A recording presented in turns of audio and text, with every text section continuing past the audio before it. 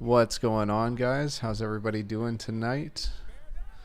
Hopefully people are ready for this Bears-Rams game.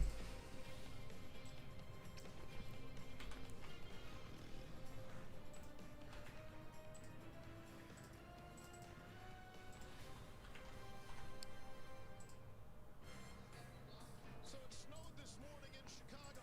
It's gorgeous Sunday afternoon in Southern California. Welcome everyone to the progressive Monday night kickoff. SoFi Stadium, brand spanking new, about to become the 68th different venue to host Monday night football. Aaron Donald might be the best. All right, cool. Everything looks good to go. What's going on, guys? Welcome to stream.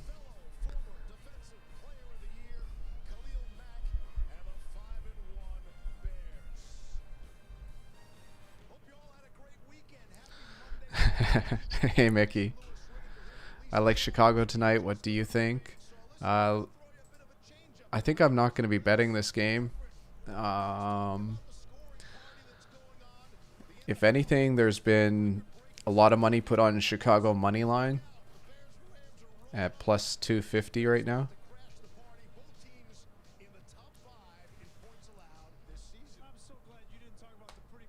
And the over under, it says it opened at 47. It's been bet down to 44.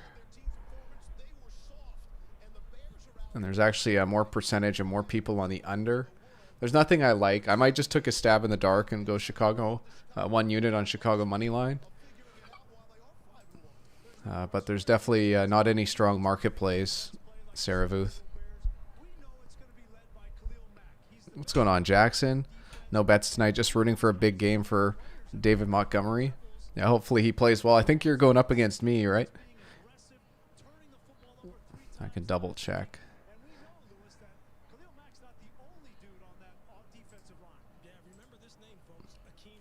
I can't remember how many points you need. 24. 24 is doable.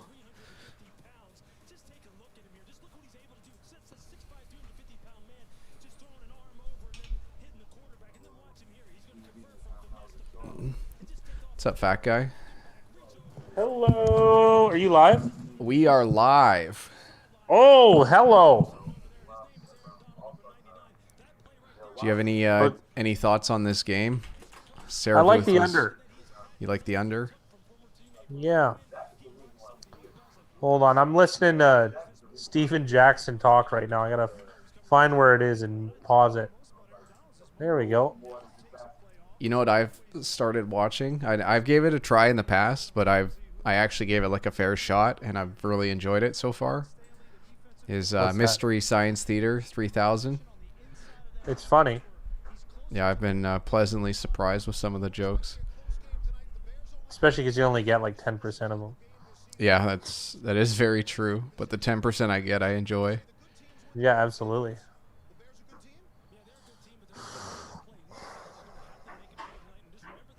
Oh, how many points do you need from David Montgomery in the other league, Jackson? If Jackson gets 24 points from David Montgomery, he can top me in the Boston Bastards League. I hate to break it to him, but it's going to be difficult.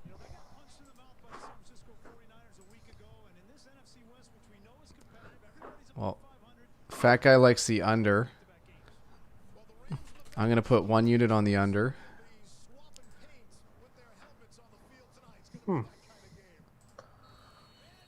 And I'm also going to do... Let's just take a look at the bet share percentage. 71% of the dollars are on the under for this game. Or sorry, 71% of the bets placed on this game are under. Yes. Also, interesting enough, the Bears have 72% of the bet share on Pinnacle and 78% of the money line share. So Pinnacle needs the Rams tonight. Interesting. Very interesting. Dinner's ready. Eggs? Dinner? Yeah. I thought we would try something new. That's weird. It's not weird. Your pants are weird.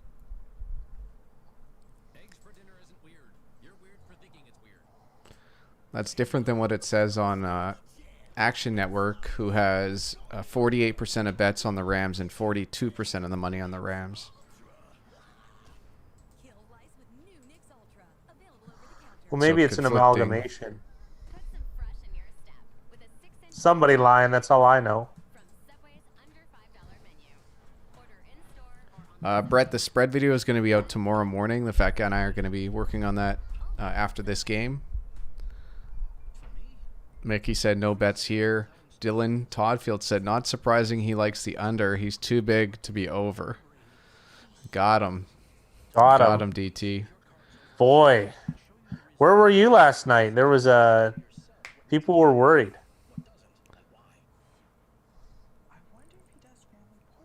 I know, Mickey. I'm looking at it. I can get, if I wanted to get the Rams, it would be 6.5 at -113, or you can get them at 7 at +109. I think this is one of those games I need to just leave alone.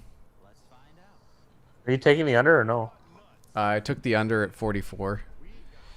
Yikes. What was the juice though? It was like it wasn't good.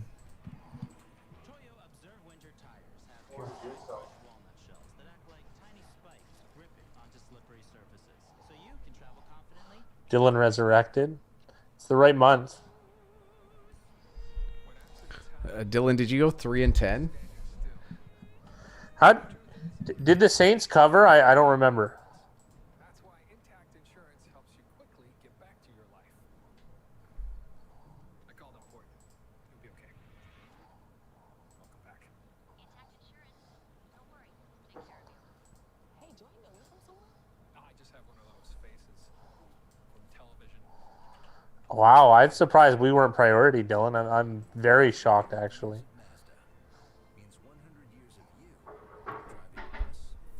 Dylan, DTF is taking care of business. I think it's good. Dylan. Oh, John Stacy went 3 and shit the bed. I saw your name there at the end. It had me laughing. Yeah, I lost on the Raiders, Dylan. I certainly did. There were extenuating circumstances as well, but it's no excuse. I did lose. As your Saints didn't cover again, just so you know. Did 7.5 points? Do you not agree that's too many against Carolina? Regardless if Thomas is playing.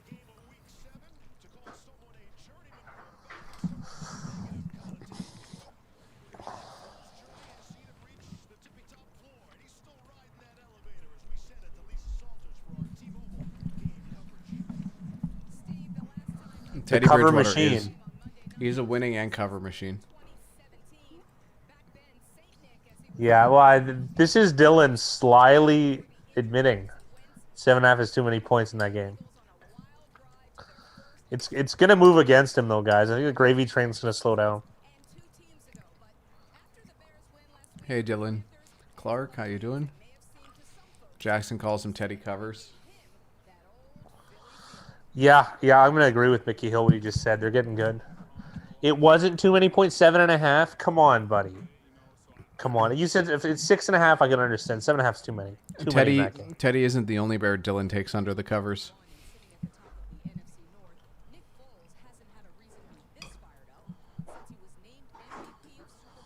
Oh my goodness. Here we go. Here we go. Is there ever a lot? Okay, would 10 be too much? Yeah, it went down to 6.5. I know, but I'm saying at 7.5 is a good price.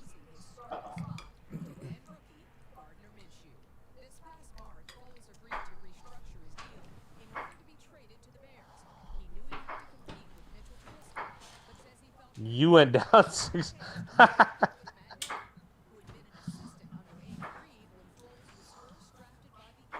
Hey, they look good, Dylan. We look good. I just want to know the truth. The truth about the Saints. Dylan Clark has a middle? Oh, I'm rooting for this. Rams by 6. That would be the best.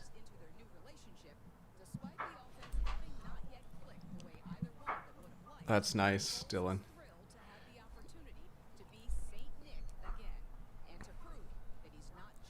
As much as I like Foles, these are two pretty boring quarterbacks tonight. Yeah, definitely. Kind of true, but Definitely it's some good for pocket unders. passers. Nick Foles has never made more than 11 starts in one season. He'll make his Dylan bringing up that he had the Baltimore Ravens in the top 3 last year and everyone laughed at him. I don't think anyone laughed at the Ravens in your top 3 last year. And they wouldn't laugh now, I'll tell you that much.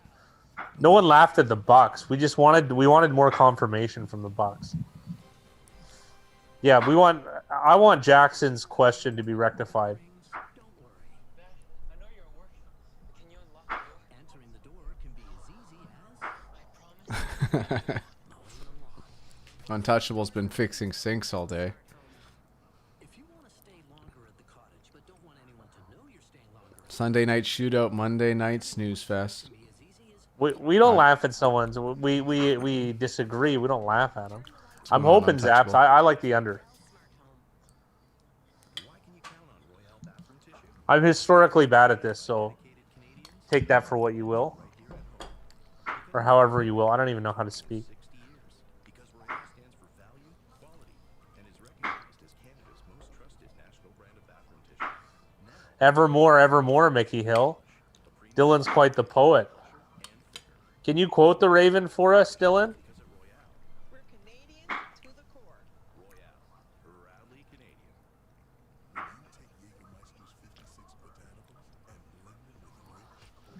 Canadian. That is That is interesting, Jackson. no. That is amazing. This guy is doing his own. Look how smart this is. That's how you do it. I always had this theory, Jackson, about like the lack of wisdom of crowds in certain spots and the wisdom in others. And this is one of those fair weather things. So, you know, if everyone says Steelers, I think you know which way we're going. Yeah, Steelers have 74% of the bets and 91% of the money. Yeah, well, maybe we're gonna wait on a good line from on the Ravens. Might not come early though. Yeah, exactly. That's exactly what I'm trying to worry. Yeah. Let the bottom come out, the price move to the bottom. It actually helps that the word undefeated and the way people treat it, you know what I mean? Right? Like, oh yeah, they're undefeated 6 games. And who the Ravens lose to? The Chiefs? Who cares? Like as if that's a real black eye. Real black eye you got there. That line opened at 5.5 at Pinnacle and has already been bet down to 3.5.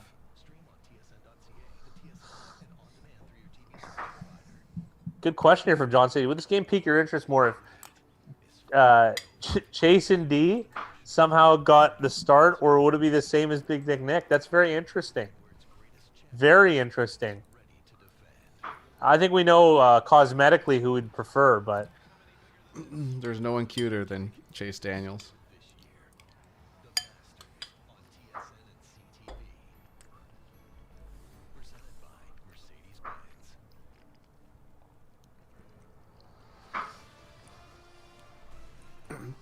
I think I'm gonna watch. You know, my favorite Halloween movie is John Stacy, Pee-wee's Big Top. I think I'm gonna be watching that this evening.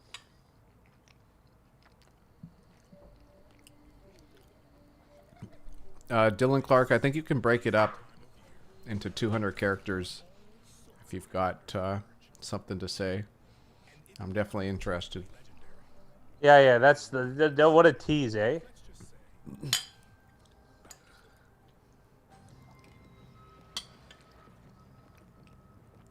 to be a star, you can't just dress up in a shiny helmet and cape. You have to play the part and be the best.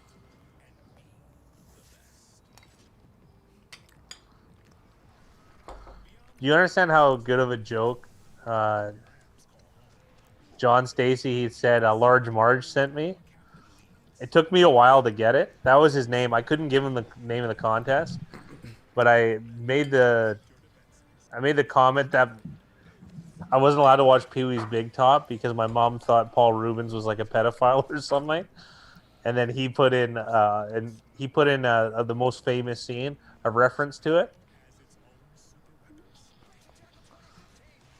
Very smart. Untouchables on a Rams and under parlay tonight.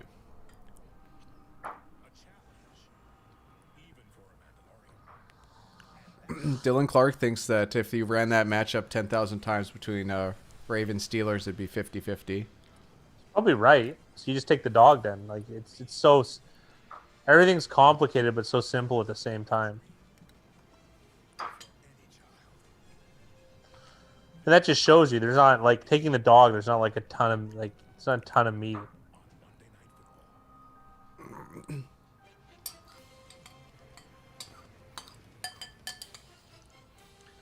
DTF calling out Glock Lesnar in the chat. John Stacey's Yeah. picks are cursed. Oh yeah, for sure. His fantasy season's cursed too. I don't know if you've noticed. I think Carol Baskin Tigers might have knocked off the #1 team though. If I'm not mistaken.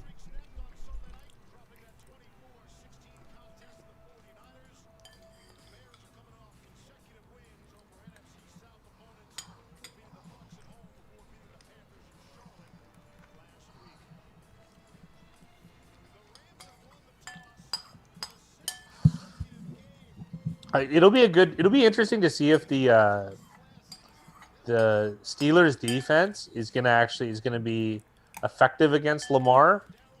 I don't know. I don't know if I buy it. I don't think they're that good. Goff's hat is now my favorite player.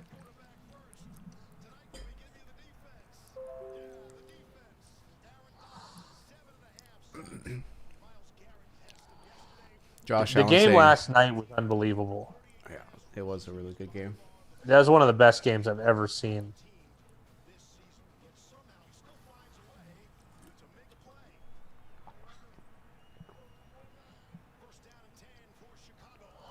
Patterson is a good return man.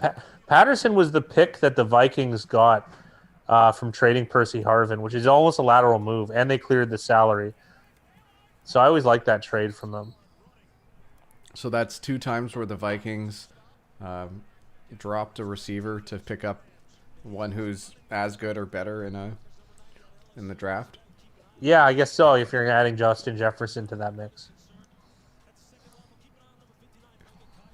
And I'm not saying that Cordarrelle was better than Percy Harvin, but No, Harvin but he fell only off. got Percy Harvin got like from the who was it, the Seahawks? He got like 15 million a year.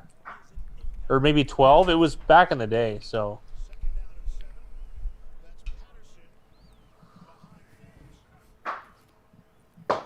who gets more sacks? Say, I'll take Donald. I think isn't Mac injured?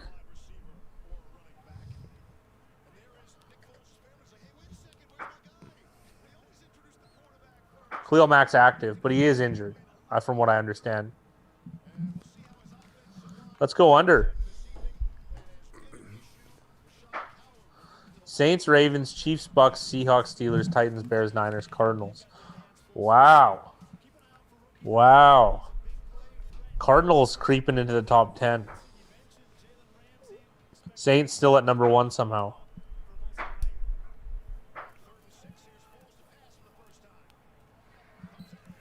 Wow, moving the chains.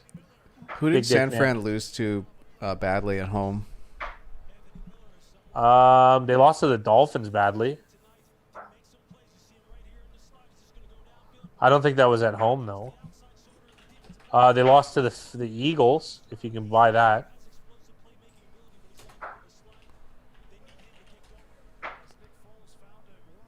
Yeah, they lost badly to the Dolphins at home, 43-17. That was at home? Yeah. Holy. As well Carol as the Baskin Tigers. Eagles did beat them by home 0.6 by away. 5. 0.6 away, John Stacey from taking the lead. Oh, if he only started Curtis Samuel. He got 0.8 from Devonta Freeman and 5 from Elliott. What a brutal outing.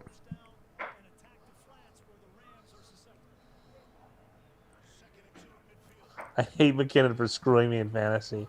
He's just a guy. He's an athlete. He doesn't know you. Can't hate on McKinnon. He was great for Minnesota. Great player. Oh, we got Bill Vinovich, the Vins, as I like to call him.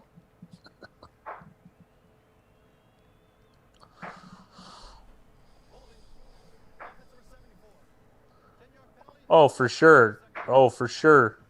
About as far as Jarek McKinnon, seriously injured. Will Ken Jarek play in Week 9? I'm gonna guess no. That'd be my guess. Michigan. It sounds I'm like gonna he's going to pick- be out a few weeks, and if they want him long term, I think they'll hold him out. I think they're doing the same with McCaffrey in Carolina. I'm gonna be trying to pick up Edmonds. To be honest, I've been waiting on the waiver wire in all the leagues. Hopefully he's available. I haven't checked the rosters.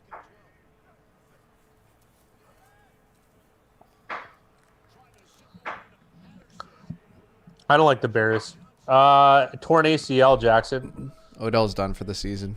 Done for the season. And like it's at the point where he's not going to be ready for the start of next year. I don't know. I expect him to be released.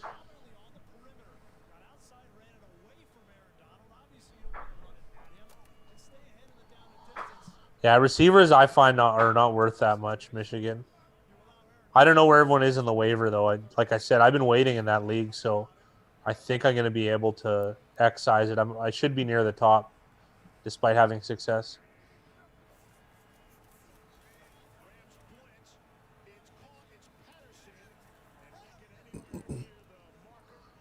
Oh, here we go. That's a good start for under betters. It's a punt. I have Landry too. I don't know how much Landry. Like Donovan Peoples-Jones was featured a lot in the last drive, and Rashard Higgins. I wouldn't want to have a receiver in Cleveland right now, oddly enough. I think there's value in Higgins. I think he's going to be the wide receiver one going forward. I feel like he probably would have been the wide receiver one the last year and a half if they didn't make those moves. So I agree with Mickey Hill. We've probably seen our last game of OBJ in a Browns uniform.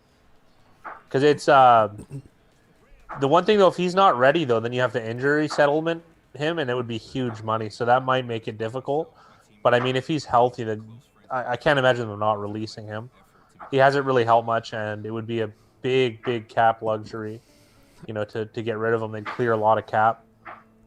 Probably 22 million next year. I would definitely stay with Claypool. It seems like Claypool might be the best receiver on the Steelers right now, which is pretty crazy to say. He got definitely focused on this week in his game against the Titans. Well, Mark Ingram, but you still got to keep Ingram. It's too valuable to drop. It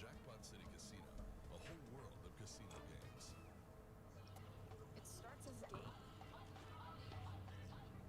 Then it becomes a hobby. And then cutting, like, even if Ingram has struggled, he's one of those guys you just got to let rot on your roster until It's too valuable to somebody else. You got to think very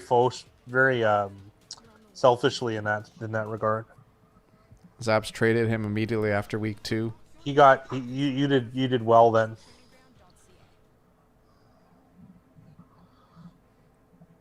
And other guys too. Deontay Johnson had a good game.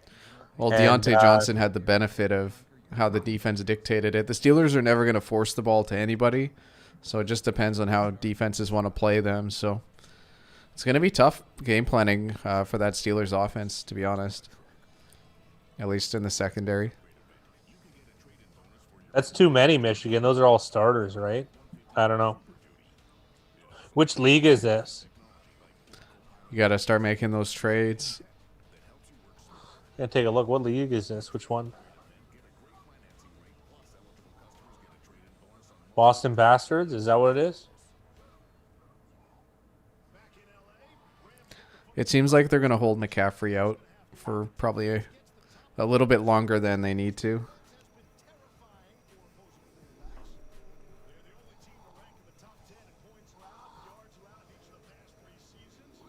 Oh, I see your team now.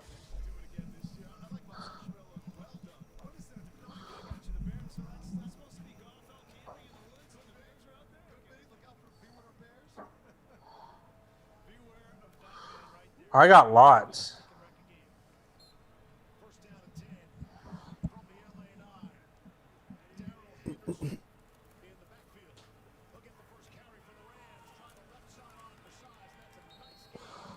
Henderson with a nice first down run for 11 yards.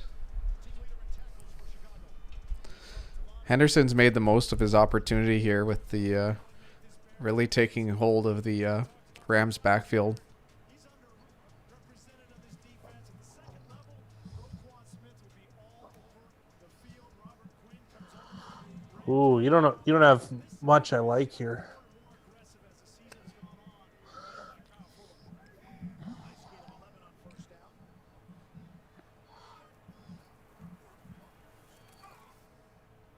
Henderson. Michigan, I got an offer for you. Think we can make this work. Russell Wilson, Julio Jones, and Philip Lindsay for Drew Brees, Ezekiel Elliott, and Latavius Murray. The keeper finds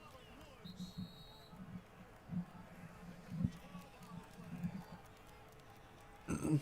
Yeah, the San Francisco came out and said they pretty much were resting McKinnon this week because of how much he's played at the start of the season.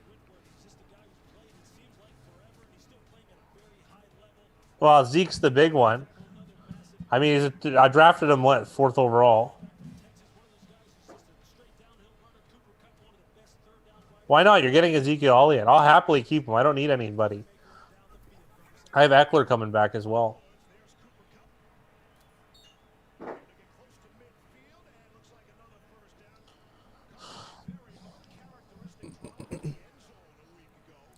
Rams are humming so far on offense.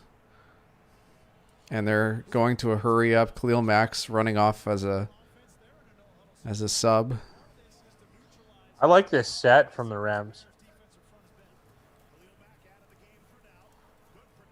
Boston Bastards.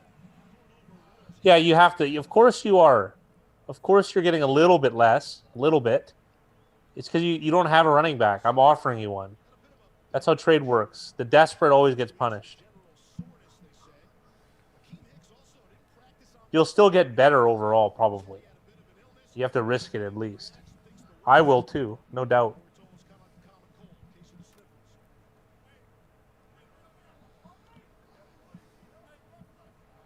Buy him breakfast after you screw him, Jim.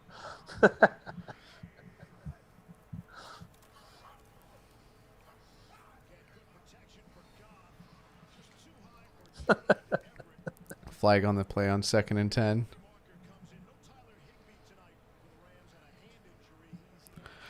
I think it's even funnier if Fat Guy buys him breakfast after he screws Jim.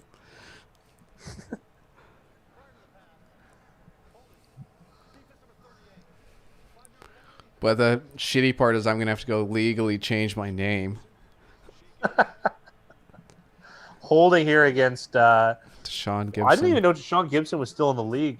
Former Jaguar, original Brown. One of the better safeties in the league just 5 years ago. Akeem Hicks is already mouth breathing.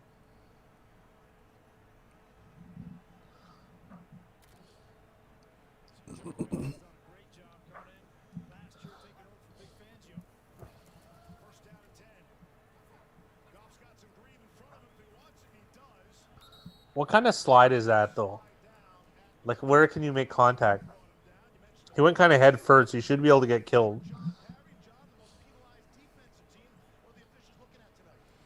Oh, DTF did that with Mickey. They went to IHOP. Out of shape. Is that the International unconditioned. House of Pancakes? It could be, but who knows in Florida. You go savory or sweet with your cakes, Dylan, in the morning?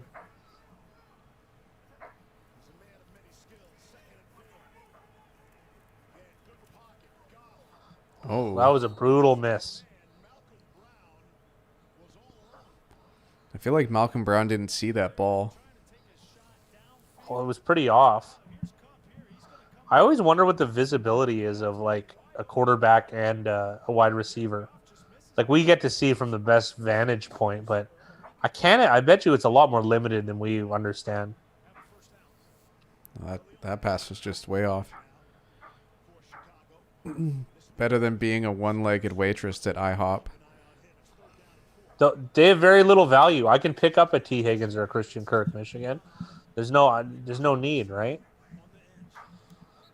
So I need more. I need your best wide receiver and Russell Wilson in exchange for Drew Brees and a running back. The Rams Receiver. were slow with that play call at the line and have to use one of their timeouts. Sean McVay 37-17. That's got to be as the a head best record coach. ever through that many games. Maybe Don Shula. It's Don Shula who he coached the Baltimore Colts before the Dolphins, and they only lost like one game in 2 years, or 2 games in 2 years. Conveniently, one of them was in the Super Bowl to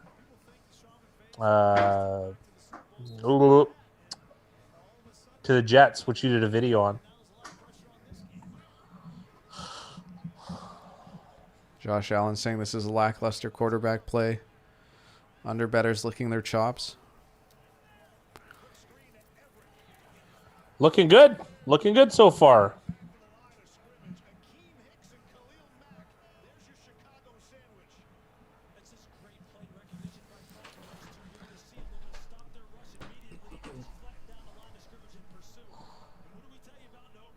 Calm down. We're only on the second drive. Is he ever right? Football changes quick, that's for sure. Yeah, God, especially Hicks is a over-unders. monster, man.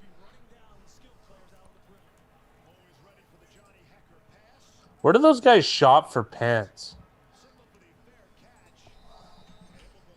I guess it's America, right?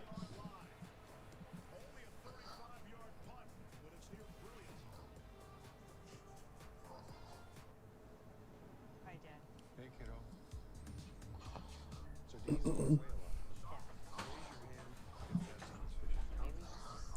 The live over-unders 41.5. A good start. Line's still 6.5. With a lot of juice on the Rams. This is my life. It might be falling apart. The over-under just got slammed down to 37.5. When accidents happen, it feels like time is standing still. But the truth is, life's still happening everywhere else. That's why intact. Mickey said if I beat Jameson in fantasy this week, he will join you guys for the live stream Sunday night. Interesting, Dylan, that he told you that and not us. I guess that's how he likes to do things. I just have one of those faces. Television. Why would you tell anyone when you have Dylan who can just bullhorn it every time? Wiper blades with every oil change. A $40 value when you redeem your coupon. It's Mr. Lube's Change Your Oil, Change Your Wipers event. Get your coupon at MrLube.com. Josh Allen's got an interesting point about his own performance and his own team. Is it pretty unconvincing that Buffalo scored 6 field goals, 0 TDs to the Jets coming off 2 losses? I mean, it's incidental, if anything. I think it's more like, I think the score ended more on how it would naturally end. 8 points seems about right. Mickey Hill is right. Their defense isn't very good. Like the Jets were more successful on offense against Buffalo than anyone else this year. I think that's without question. I guess they scored some points against the Broncos, but some of those were like one was like a 60-yard Sam Darnold run. So I mean, I wouldn't love it. They put some more points on the board. One was a pick six, though. I would say offensively they did have the most success against the Bills. Yeah, you can pick up Edmonds for sure. I just don't think you're on the waiver ahead of me. What comes out during pillow talk gets aired Monday.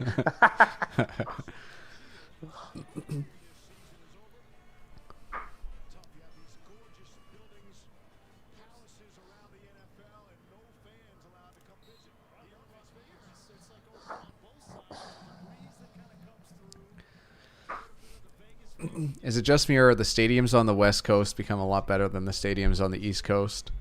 Between LA, Seattle, Vegas, Arizona. It's Good a lot point. of nice stadiums.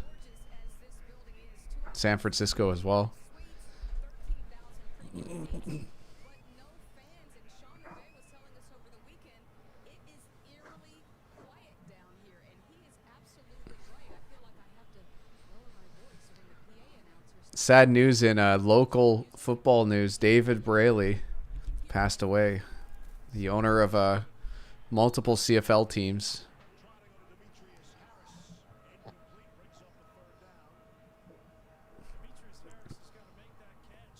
And the state is broke. Yeah, Well, yeah, exactly. California for sure. East Coast prefers broken and run down. It's part of the culture here. Well, I got to go to the Chargers game at that stadium, and holy, was that a shit bowl. Well, dude, It don't was- forget, I went to the Black Hole a couple years ago. That, please, man, you're better off pissing in the street. I still have a feeling it's better than the Chargers' old stadium. You think so? Oh, that Chargers stadium. It was just one big cement circle with chairs. That's all it was. It didn't even have like, yeah, I don't even know if you could buy food. Obviously, I'm joking, but it was a shithole. Was it better than BC Place or worse? Oh, like 10 times worse. 10 times worse than BC Place? Oh, like literally, it was just like, it's concrete. There's nothing to do. Like you walk in, it's like a third string circus. It's like going to the Port Authority. I don't know what that is, but it sure sounds like something like that. On one of the Mystery Science Theater clips, the set was so bad that they said, "What is this, Adult Swim?" Yeah. And that's what the I Chargers looked at the waiver stadium wire. felt. See, he's saying Qualcomm is the best stadium. Qualcomm when I went was holy. I think he's trolling you here. I think so, but the holy is Qualcomm is something else.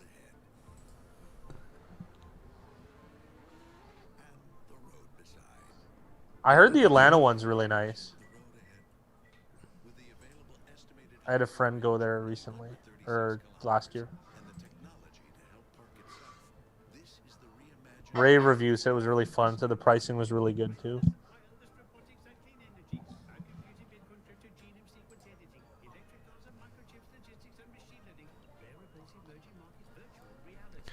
SoFi looks like a Star Wars spaceship in Attack of the Clones.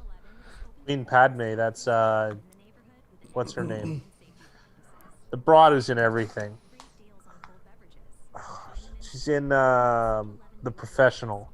Why did I forget her name? Oh, it's How could I? Natalie, I'm a movie Natalie buff. Portman. Natalie Portman, yeah. Is it actually? Because I just It is. named any It is. random actress. Yeah, you actually got it right. It is Natalie Portman.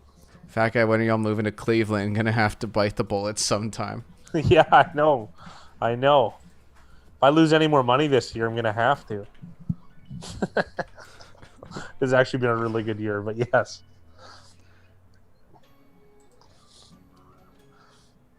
The one secret about Canada is, at least in it's oddly like quite a bit nicer than most of the United States, except for certain areas.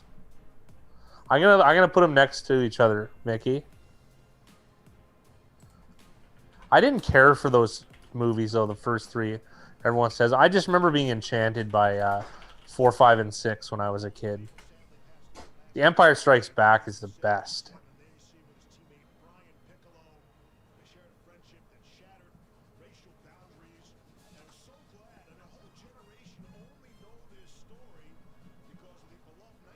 That totally does. Do you think that was by purpose?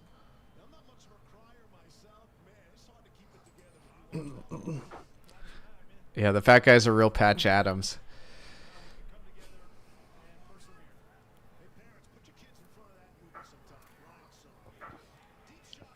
Em-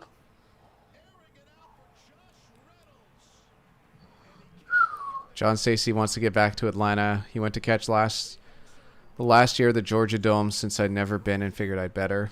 Yeah, that's cool Yeah. to check out, especially one of those things that you definitely would regret if you didn't. Jackson trolling hard today. Hard.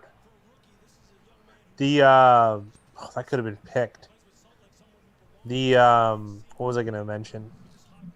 Big Ryan, I would have gone to at least one Vegas game this year had the virus not been a thing. We do have Vegas connections. What was that? I'm curious what this flag is going to be. I think it's going to be on the offensive lineman.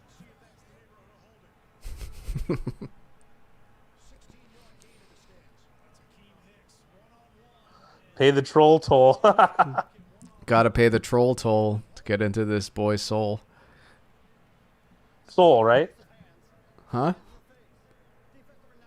It was on defense? It's on Hicks. I want to see this again. I thought he got smoked. It's going to be a first down for the Rams. I want to see this replay here. Hands to the face. He didn't have hands on the face. He had it like under the chin, I guess you could say. Yeah, you're allowed to do that though. It's hard to tell from that angle where he was actually making contact. Whatever, it's declined anyways. Gonna give Dylan and Roland a run for their money. Yeah, you're gonna have to. He's taking on Jackson's turning heel. 0-0 Tom Hood. People praising the under. 6 minutes left. Rams are threatening though here on their Chicago's 36.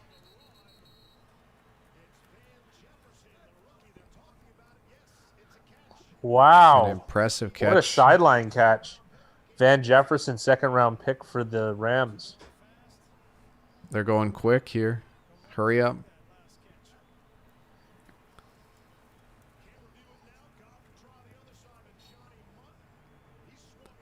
I don't know that tight end. Johnny Munt.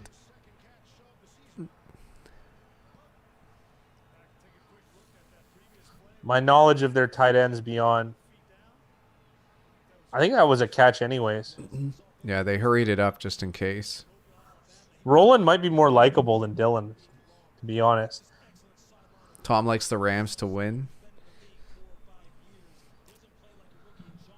Brett said Green Bay or Minnesota. What do you think?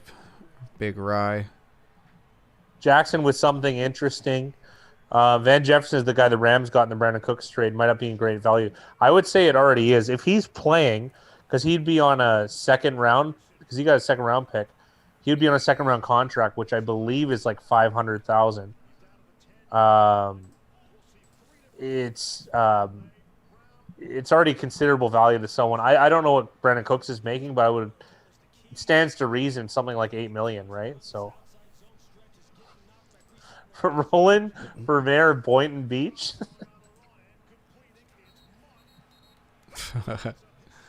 There's going to be value on the Vikings, but right now it's 6.5. It'd be really nice to get that at 7.5. So I would just wait on that game.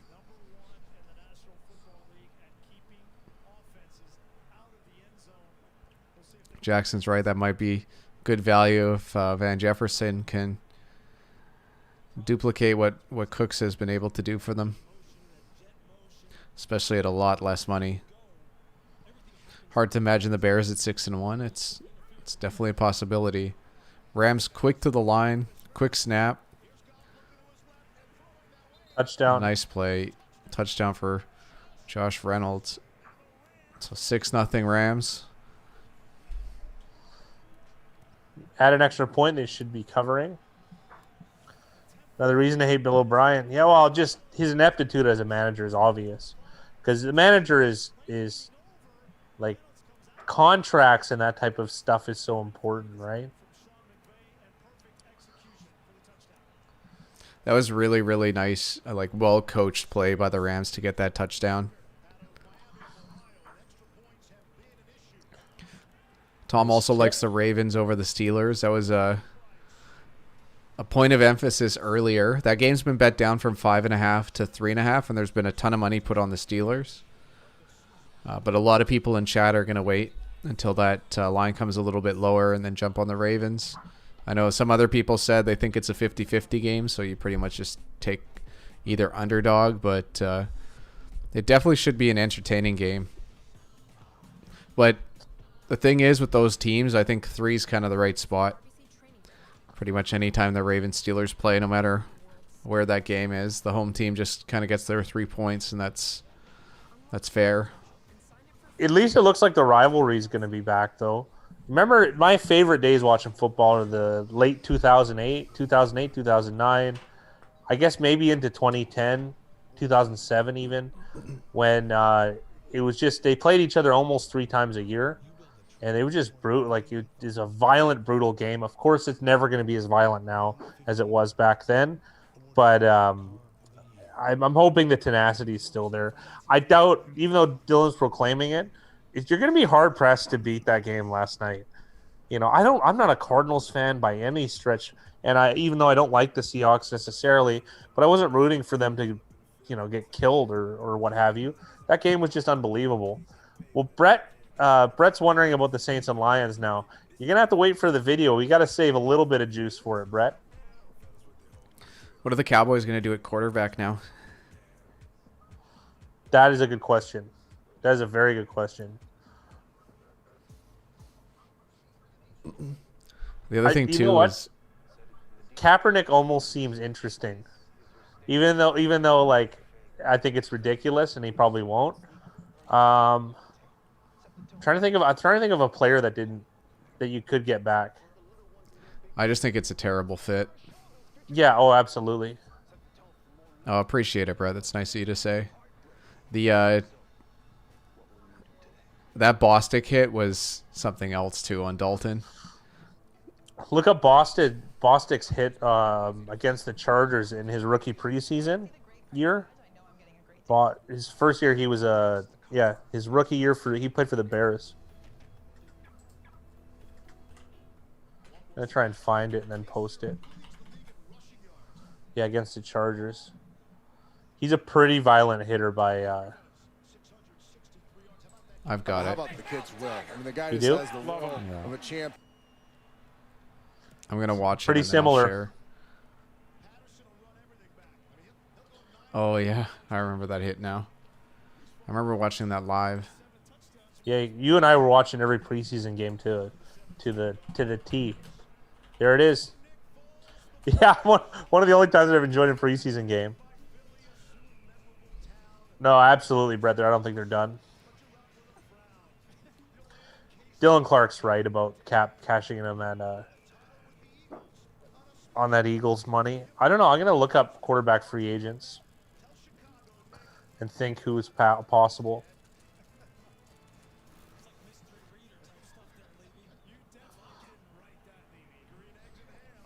Oh, Cooper Rush. Cooper Rush is there, I think it is. I think Cooper Rush is there.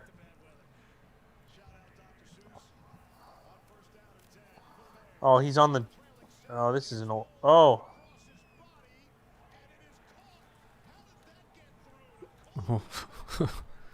Yikes. I don't think I did, Mickey. I was flipping between it. I don't think I caught the big hit Carr took. Yeah, I didn't see Carr's hit. They could try and trade for RG3. Why would they want Robert Griffin? I can't believe that worked out. I think I just looked at the free agents. I would be shocked if they needed someone that they didn't sign Cooper Rush. He's familiar with the system. They had him as a backup for quite some time, and he makes the most sense from anybody on this list. Probably Cody Kessler, I would say, is the next one after that. Ben DiNucci is going to be the starter. That's really what Yeah, it's gonna absolutely. be. But I'm just offering Different plausibilities. plausibilities. Yes, that's a way. I'm not even sure if that's a word, but yes. Well, possibility would be the word. Regardless. Yeah, Keenum's playing for the Browns, Jackson. He's a backup.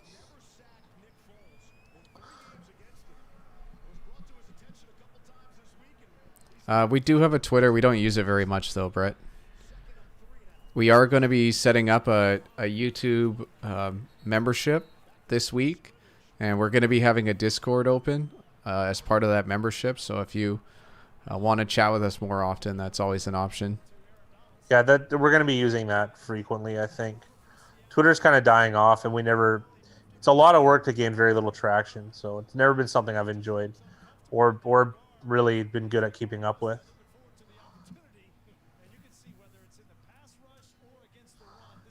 $5 a month, Jay. We're just trying it out because we really just unlocked it, so we don't know. We didn't know.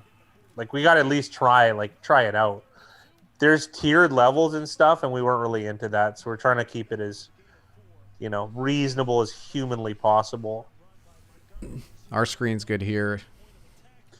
Yep. Dirty Dan Sorensen is. I like that nickname for him. Yeah. There isn't a link set up yet. We're gonna be setting it up sometime this week. Yeah, it should be a go next week. Getting too big says untouchable. No, I don't think so. Well, we got to grow a little bit. It's not like we're gonna forget about everybody.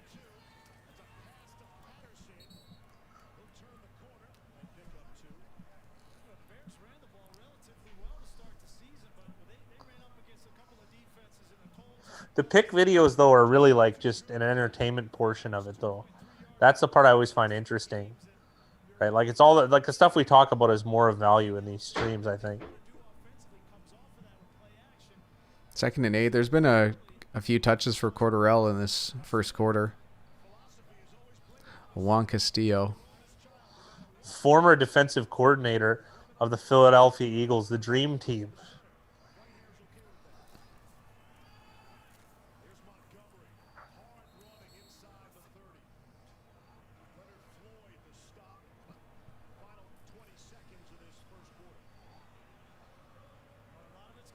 That's going to be the end of the first quarter. 7-0 for the Rams, with the Bears driving 3rd and 5. We absolutely did, Brett. We absolutely did. Washington was a nice game.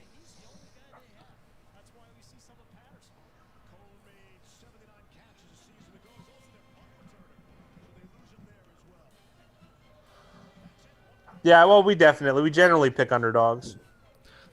We're always just looking for value. It just so happens that in the NFL, there's value on taking underdogs. Not always, but often. That's why, like, a game like today was actually pushing to take the Rams, and we just left it.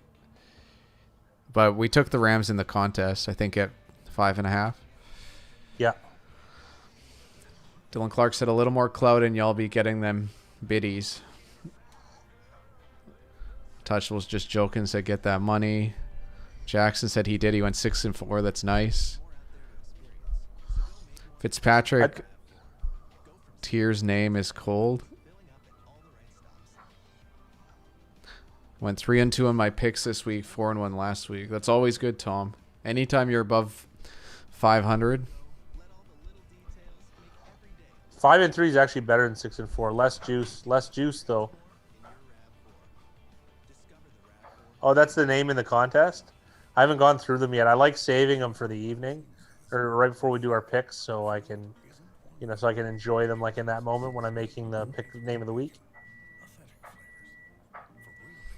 Tom's 11 and 4 in the last 3 weeks. The last few weeks have been positive for us. It's starting to look up. We had a tough start. We did a tough start. Well, the public had an excellent start. That's really what it comes down to. Yeah. Public had a very, very strong start to the season. Stronger than usual.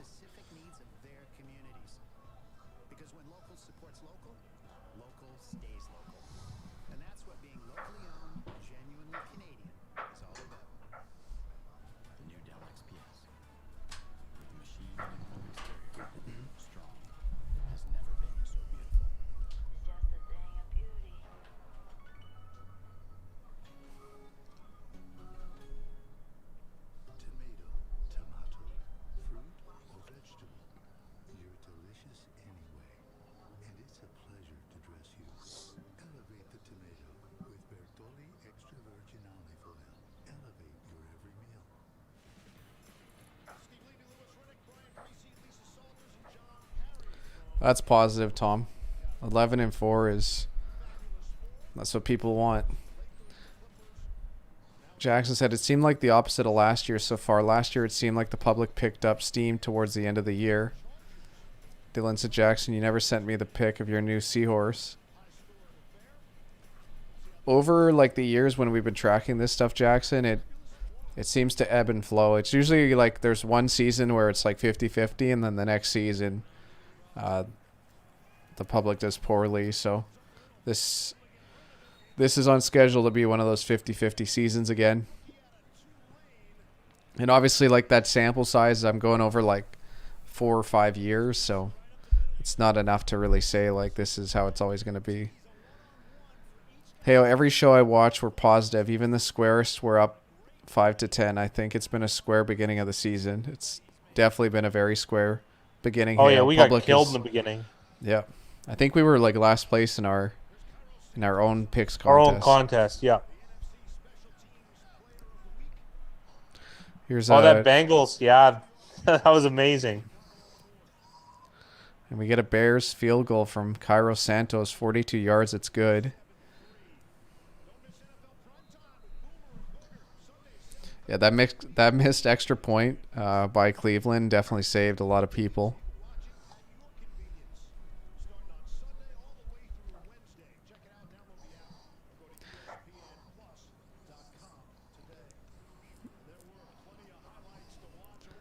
I just saw the picture of the stadium, and Mickey, you're definitely right. It looks like the spaceship. I guess, I mean, you're going for futuristic, right?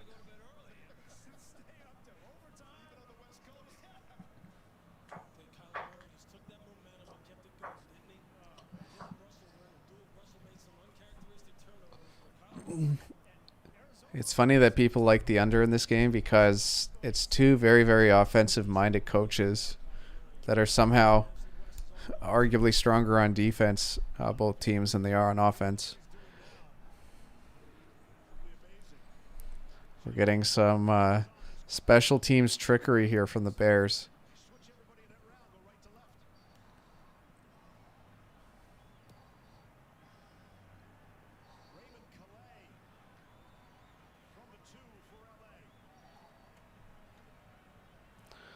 Man, I wish the Rams took that back just so the Bears look extra stupid after doing that. Yeah.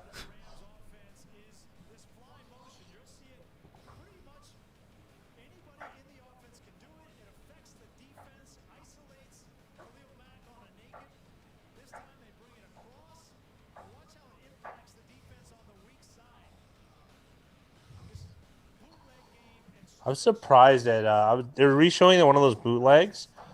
I always found it strange. Like, a defender that's really far away is going to crash to like the strong side, like where the run is. And if it's a fake, then he's just caught offside. Why not have that guy just run at the quarterback every time regardless?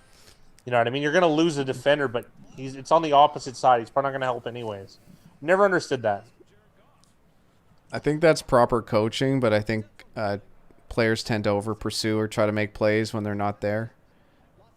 That looks like... Is that grounding?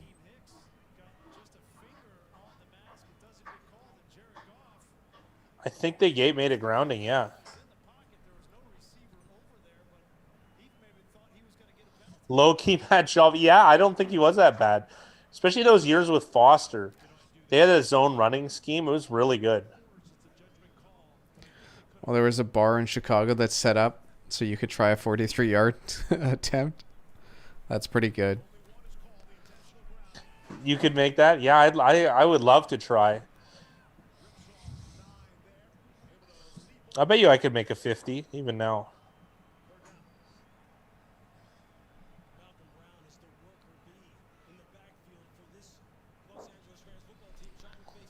Al, we had the Jets, Tom, so we can't commiserate with you too much. Just so many points. I think defense is coming back a bit.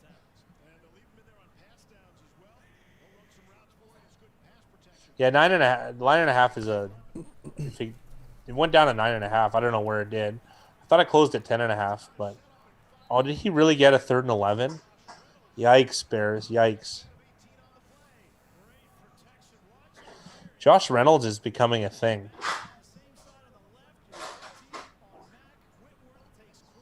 Oh.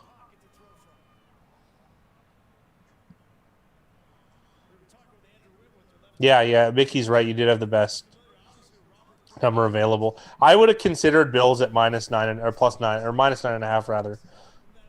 Because if that's the number you got, I mean that's where it's. I would consider buying back because there's resistance, so much resistance on the Jets. So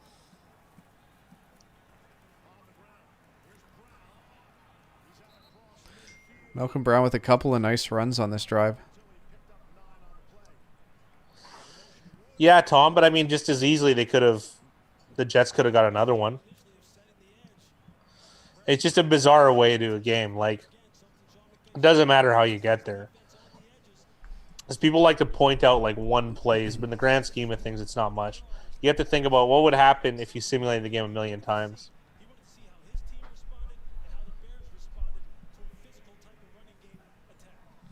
Yeah, dogs on divisional games, especially big ones, double digit at home like the Jets, even the lowly Jets.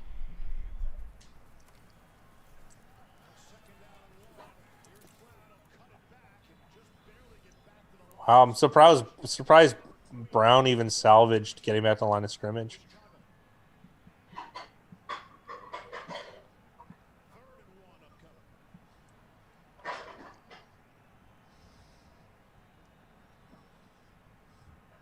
Yeah, Jets in the contest for sure.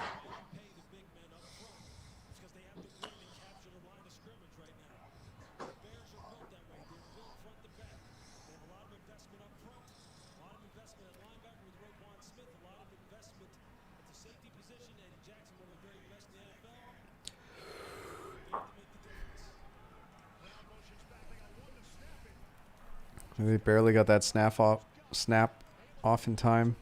Reynolds is the man. Sweet Jerry curls from him there too. Is he beating Kyle? He just beat Kyle Fuller? Yeah, both of those plays have been on Fuller. That's the best. I thought they were going to have someone weak on him.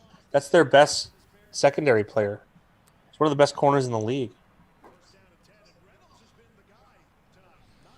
Reynolds is beating Kyle Fuller. That's giving me fantasy thoughts. Well, to me, this has been good coaching. Like it's, I say that after that play gets blown up, but it seems like there's been a few plays that you can really tip your hat to the coaching staff of the Rams offensively for play calls. Because I'm sure not every team in the league would have had a player like Mack who doesn't crash down on the quarterback on those bootlegs, but there's certain players and certain teams that are going to coach differently.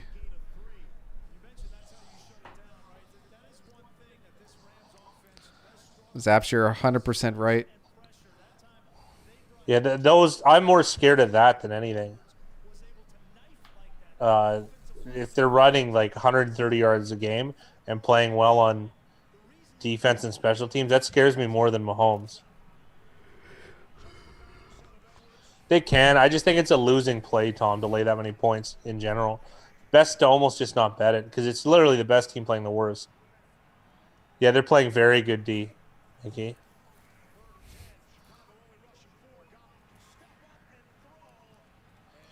Yeah, a lot of the pros were on the Broncos, but the public hammering KC. So you got to remember, like, the book is set out to make these lines so that the public doesn't crush them. So they're inflating them on the Chiefs every week, and the Chiefs are still managing to cover, right? So this is still a few points higher than it actually should be. They are capable for sure, but I think it's a negative expected value bet. Take the Jets or don't take anything. That'd be my advice. Got a punt here. That's good for the OU here if you got the U. And Bears lined up for a fake. Another punt from Johnny Hecker.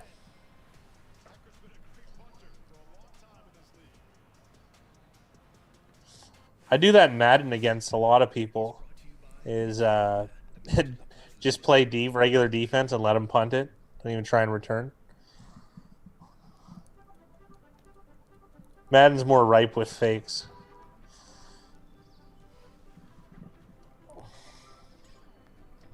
Well, the Jets aren't going to win. We're talking about covering, right? Mickey brings up something interesting that the weather projected a low total, so that line should have condensed. Yeah, it's a good point. That was my favorite covariance plays back in the day, like where you like the weather got really bad, so you could take the dog in the under, and the like a big dog in the under, and then you could take the favorite in the over. The weather was good. I'll be right back. Okay.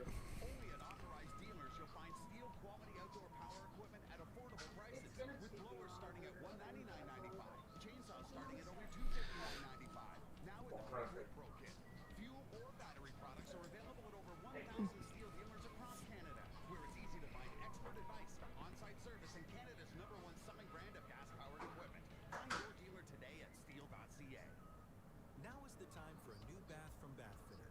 Every Bath Fitter bath is installed quickly, safely, and beautifully. With a lifetime warranty. Yeah, there's definitely been some poor defensive games or like high scoring snow games. There's also been low scoring snow games. It just depends. Installed by one expert technician, all in one day. Yeah, it's really good news that the snow fell in Colorado. We're here to help you get started. Book your free virtual or in-home design consultation today. It's really tough to say that you knew the Chiefs would cover. It's one of those things where you think they'd cover. It was a good result. You have to think like someone brought it up earlier. If you had to simulate that game 10,000 times, you know, where is that average score? Because like at 21, if the Chiefs are going to be 21-point favorites against the Jets, like the Jets are just as likely to win as the Chiefs are to win by 40.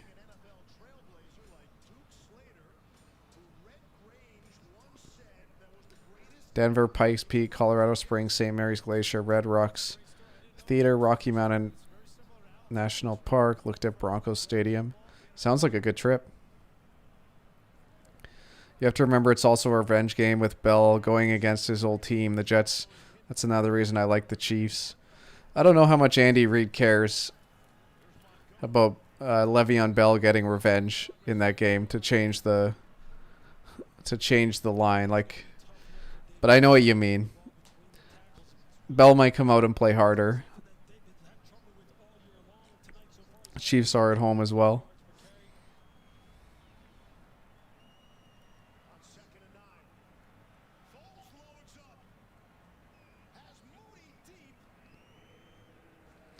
Mooney took his eyes off the ball to look at the safety help, which was definitely didn't help him with that pick or that catch attempt.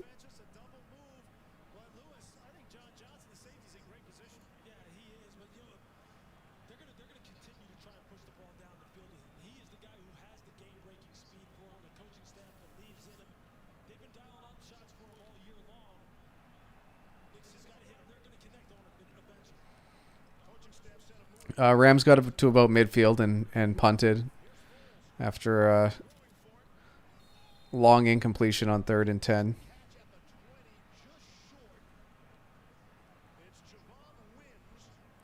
Mooney might be a steal. He might be.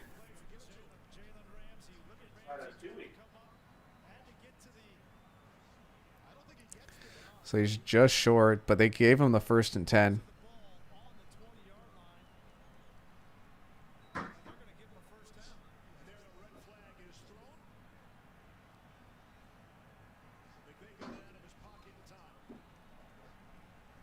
Looked like McVay was able to get the challenge off in time.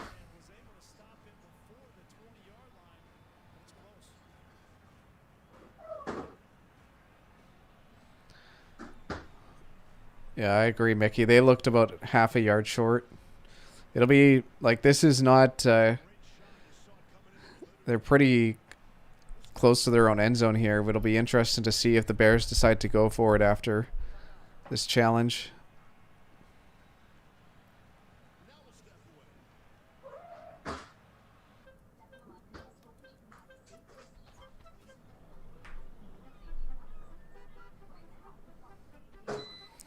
Drove to the top. Exhilarating. There's no guardrails. Yeah, that's half a big dick Nick short. Places will go. Together.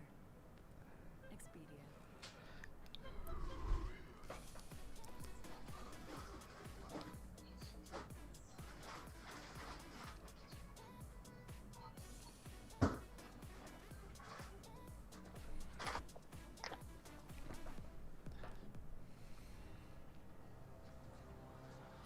You have something I want. It will be mine. I can't wait for the fat guy to get back so he can tell us more about his cat chronicles.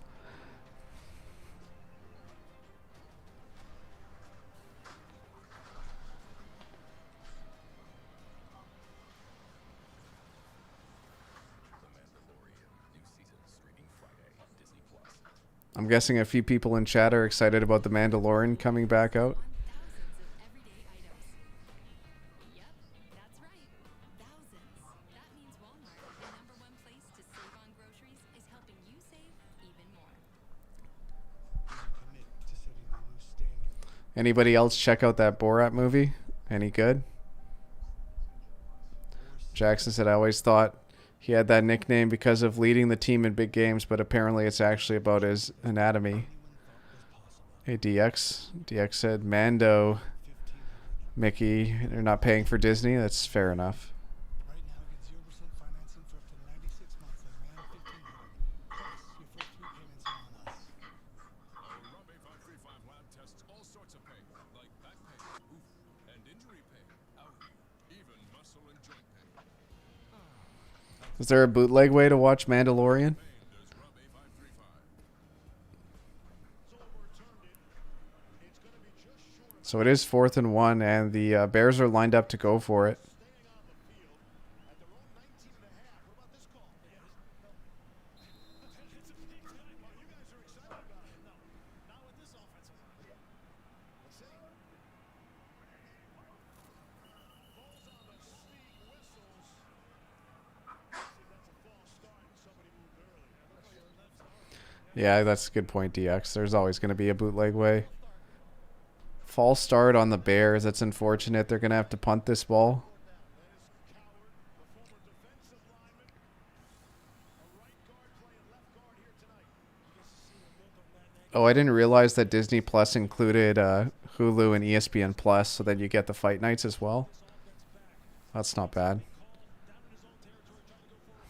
You got the Bears and the under tees. Do you have the Bears money line or the Bears points?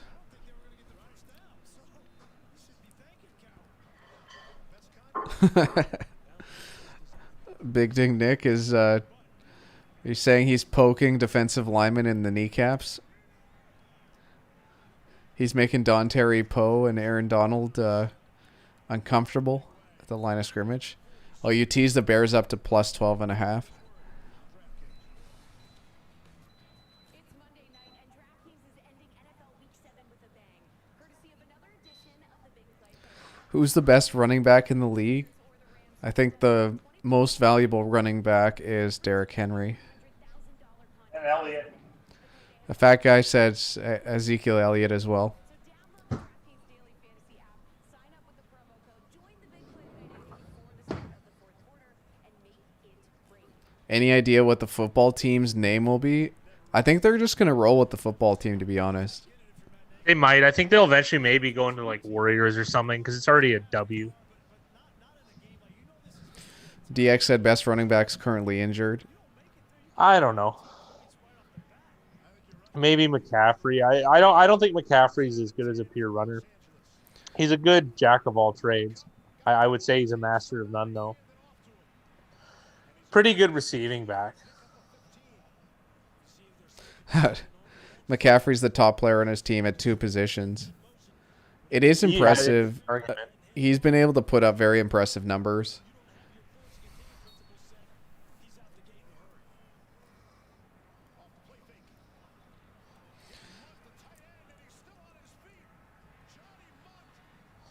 If you asked me a couple of years ago, I would have said Le'Veon Bell, and I wouldn't have hesitated. And Bell's Yeah. still in the league, but it'll be interesting to see over time if he can develop back to that top running back form with the Chiefs. Pedigree. I don't think he will. I don't think he will either, but it's just hard to count him out. He's such a strong player if he's playing in the right system, I guess you could say. But like running back, it's so dependent. Like if you took Mike Davis and put him on any other team, is he having as much success as he is in Carolina?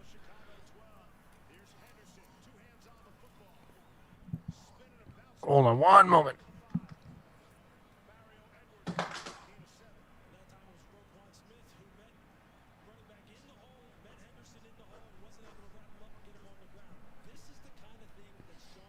Well, the interesting thing, DX, is that Bell made a lot more money by leaving.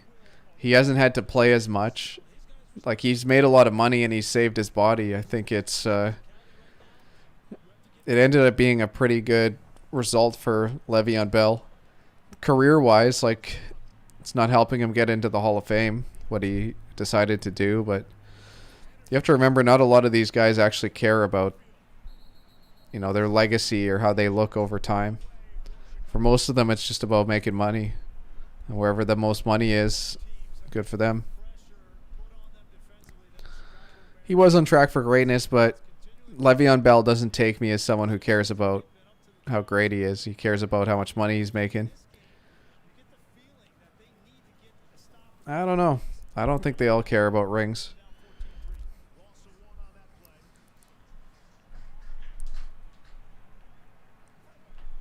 I'm not sure when Lazard's coming back.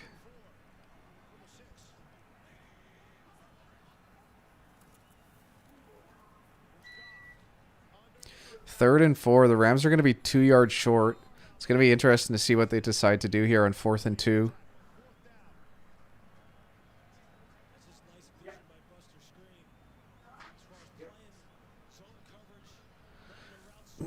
I think you'd be surprised if you had to take an actual, like, a vote of all the players and how much winning means to them. I think you'd be surprised on the results, DX.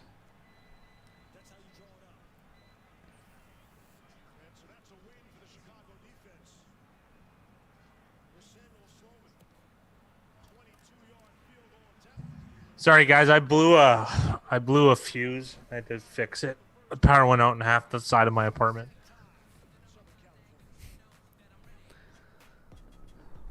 How many percentage of players do you think care about winning? Like over how much money they make and all that other stuff. 60.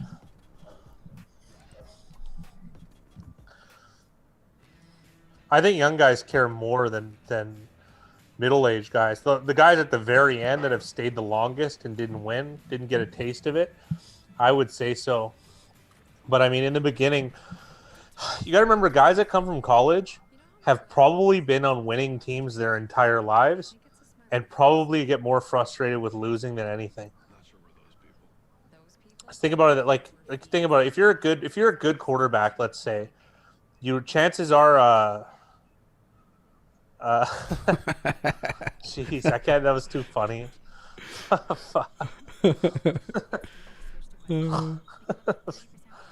Yeah. Oh, it's all right. I got it on my face.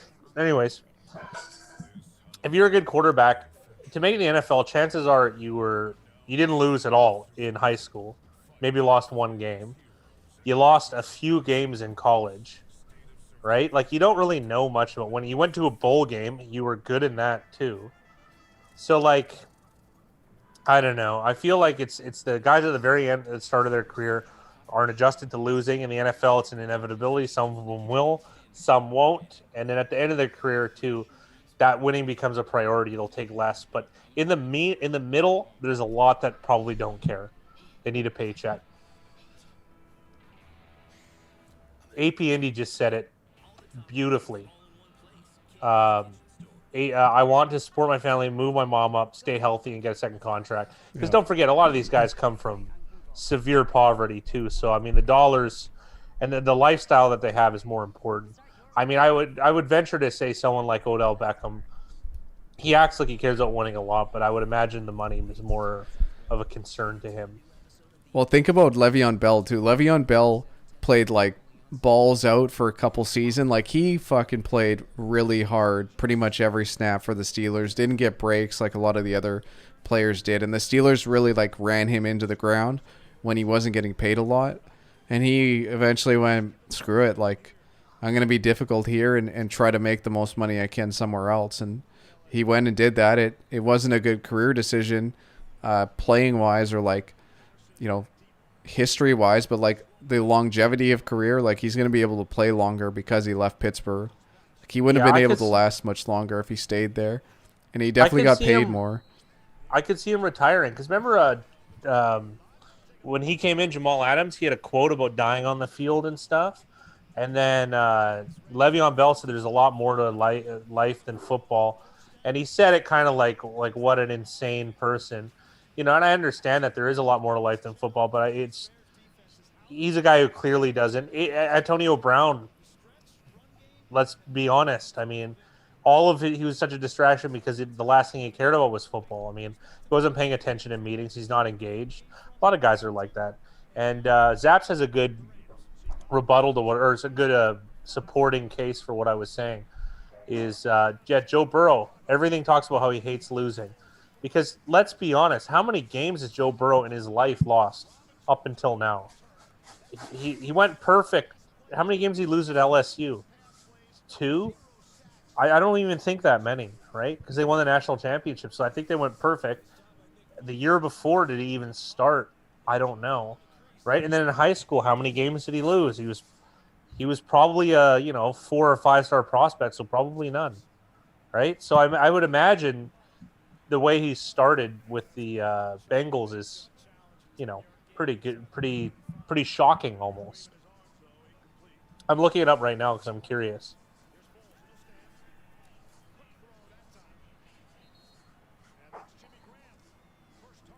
And then Mickey Hill brought up a really good point about like the entire offense from the coaching to the offensive line. Like there's so many things that affect how much success you could have as a running back. Oh, absolutely. Like even like if you take Le'Veon Bell out of the picture, like it's not like Frank Gore's ripping it up on the Jets, and Frank Gore's a future Hall of Famer. There's lots of examples. Brett, we're from Vancouver, Canada.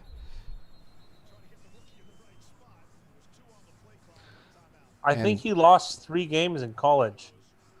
I don't have I have a rough guesstimating in front of me, and I'm just looking at a quick wiki. You know what I mean?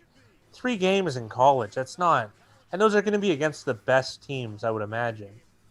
You're not going to lose to Grambling State. Gore cares about longevity. He's doing it 1 because he loves playing, and 2 because it's a paycheck. And he wants to stay in the show too. You know what I mean? Because don't forget, man, those are also guys that need to.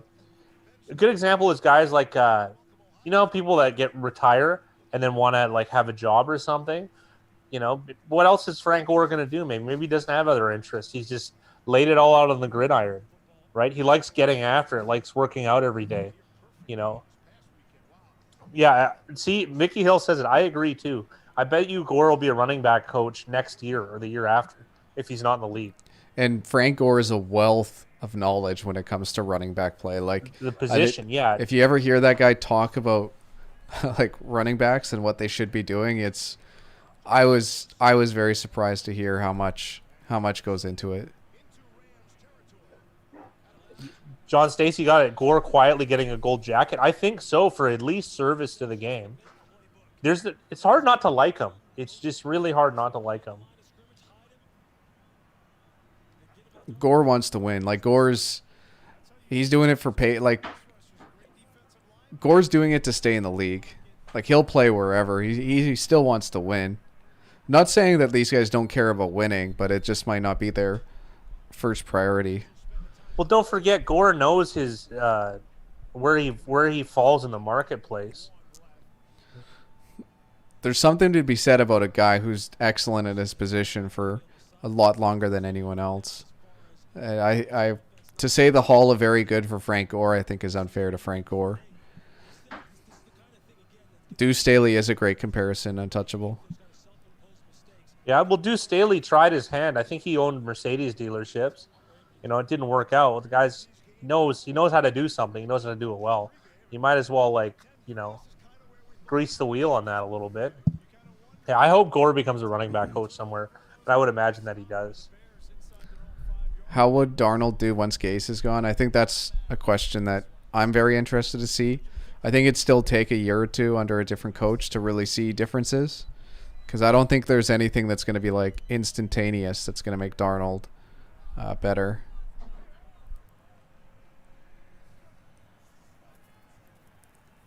The 49ers just don't need Gore. Like the 49ers are one of the teams where they could take any running back in the league and make him good. DX is from the Massachusetts area.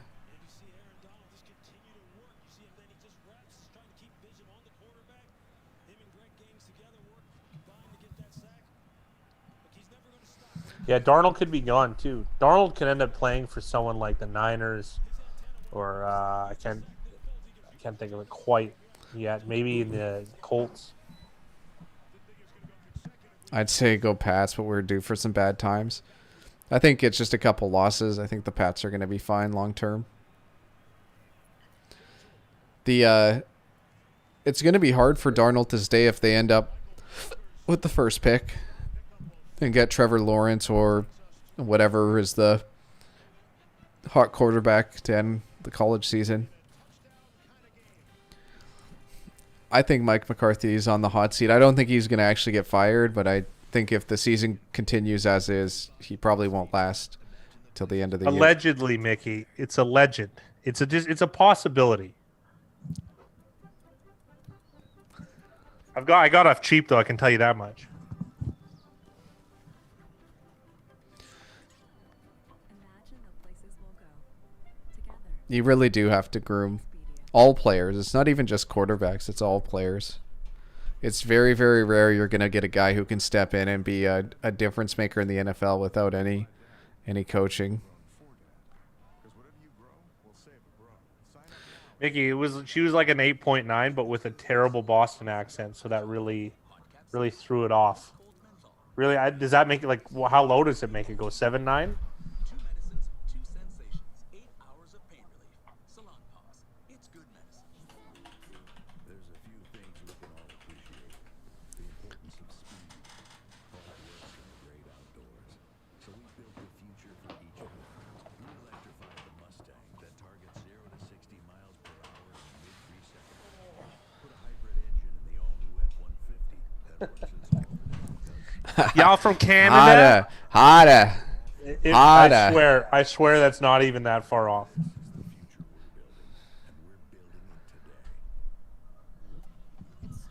So in essence, I made out with Ben Affleck. Marky Mark. Yeah, it actually was. What do you think's the biggest name to get shipped off at the deadline?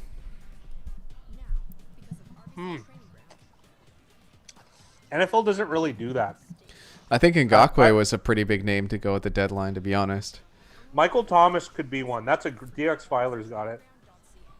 There's some tension there, and I don't know. But I just don't know where Michael Thomas would fit. Maybe San Francisco. Maybe. Vancouver is a city. British Columbia is a province. And could be Vancouver, Washington. Canada is a country. I've never heard this one. Khakis and khakis are the same word in Boston.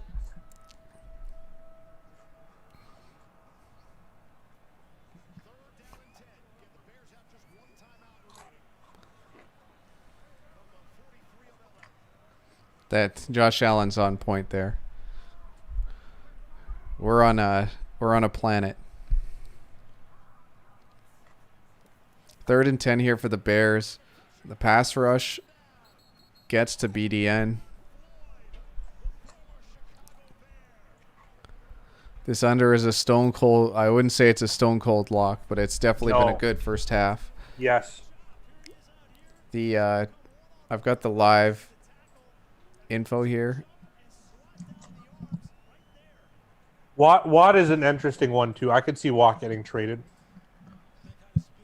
Oh, Cincinnati might lose someone like Geno Atkins. There's a possibility of that. Trying to think what contender would pick him up.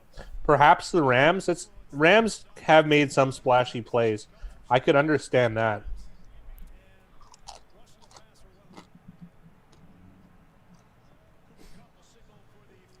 So fair catch, they're going to get it at about the 9 or 10 yard line. And Rams still have 2 timeouts here, 1:08 left. We'll see if they can put up some more points before the end of half. AJ Green's another name. AJ Green, I completely agree. Just he has a heavy salary. I don't think he really helps the Bengals. Tyler Boyd and T. Higgins, I think they've solved their problem.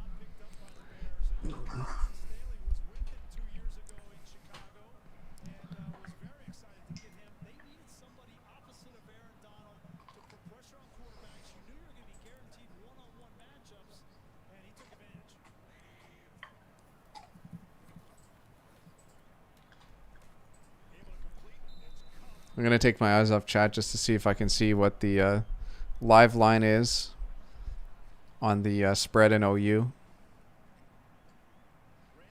Rams into their hurry up. Goff hits as he throws, and that's incomplete. I think Goff was pretty fortunate there. So this is interesting. At 3rd and 4, the Bears still have 1 timeout left, so they can stop the clock if they do get a stop. But I have a feeling that the Rams are going to keep this ball in the air. So an incompletion here could actually mean another opportunity for Nick Foles to pick up a couple more sacks before the end of half.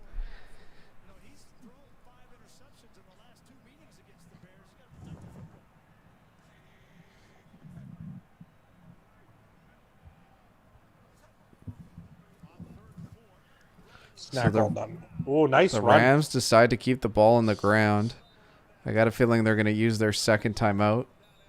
35 seconds on the clock. Now the Rams are going to have 1 timeout, 1st and 10.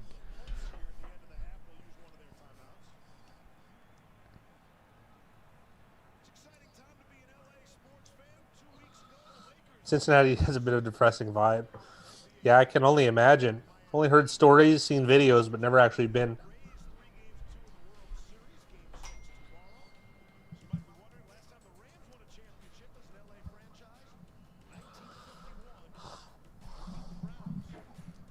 I don't know if Tampa might splash around anymore. I mean, they signed AB, they traded for Steve McClendon, which is actually quite a nice depth signing considering Vita Vea is out for the year. I'm not sure how much room they have either. They signed Fournette too. Like they've added a lot.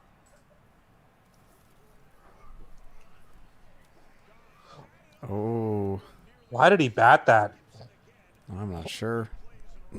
He could have caught that and ran. I kind of want to see. Yeah, I'm excited about this replay angle because I want to see what happened here.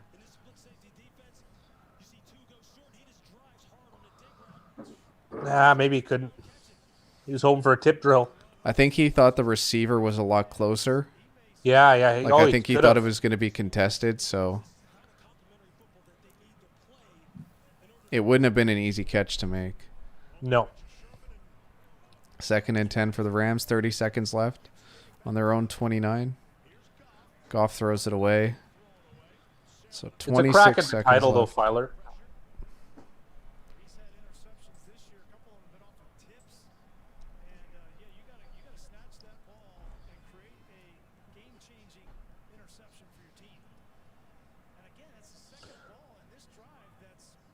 I got a Tampa future this summer, 45-1 before Grady signed. I was ahead of the game on that one.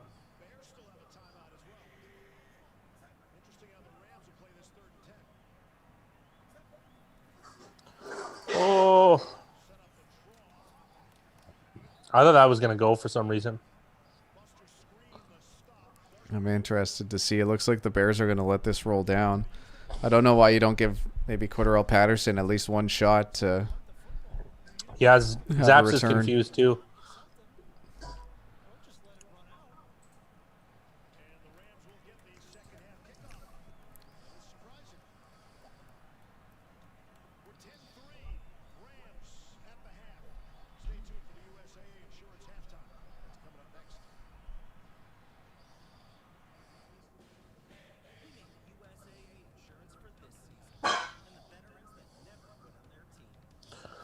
Yeah, we're not that active on Twitter, Filer, so we just more or less put out when we have videos up and things of that nature.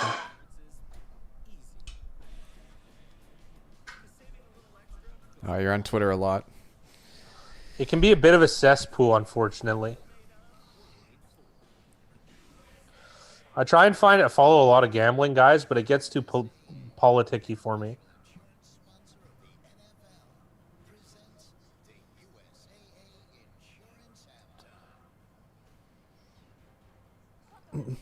I'm gonna go see if there's some guy I can blow in my house.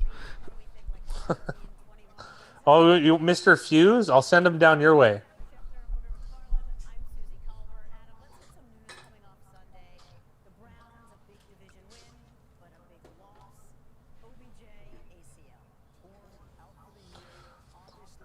More or less me too, Mickey. Like, I used to just have Twitter because the casinos in my area would post bad beat totals and stuff, so I could prioritize what casino I'd go to based on what the bad beat payout would be. Not that I ever play for the bad beat, but if I'm gonna hit a 1 in 3 million, I at least want the maximum payout. But anyways, I started following like gambling writers that I liked, and I end up angry every time almost too, because it's just boring, right? Like, either Orange Man bad, Orange Man good. That's not why anyone's following you. I can't imagine.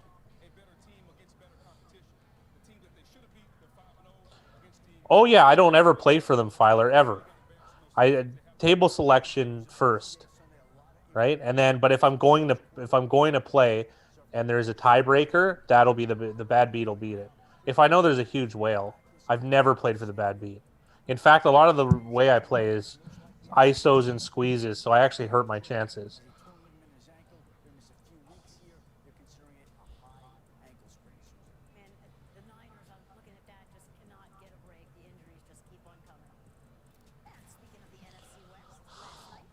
It's hard to argue, man. Bucks blowing out the Raiders. They've been pretty good.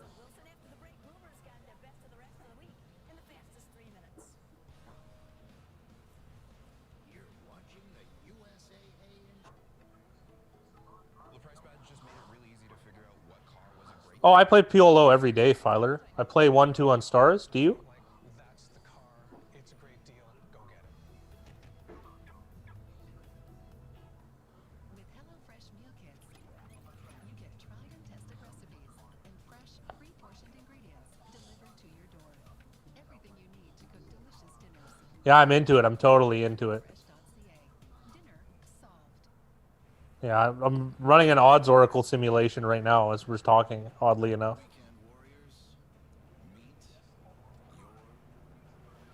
Yeah, Green Bay's D hasn't had the numbers, but a lot of the stuff they've given up is garbage time, though, Mickey. Like, against Houston, they let them back in it slightly. You know, they've had offensive blowouts, so I guess you can make kind of concessions on defense almost a little bit. I want to look through their box scores.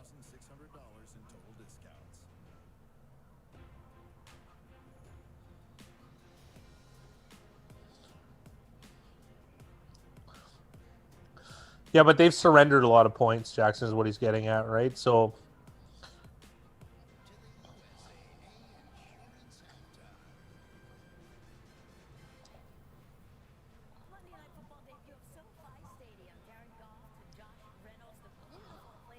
they got blown out by the Bucks. Let the Texans back into it. Decent against the Falcons. Okay against the Saints. They let the Vikings back into it. So that's not exactly fair. I didn't watch the Lions game, so I couldn't really say. 42-21. How did that even start?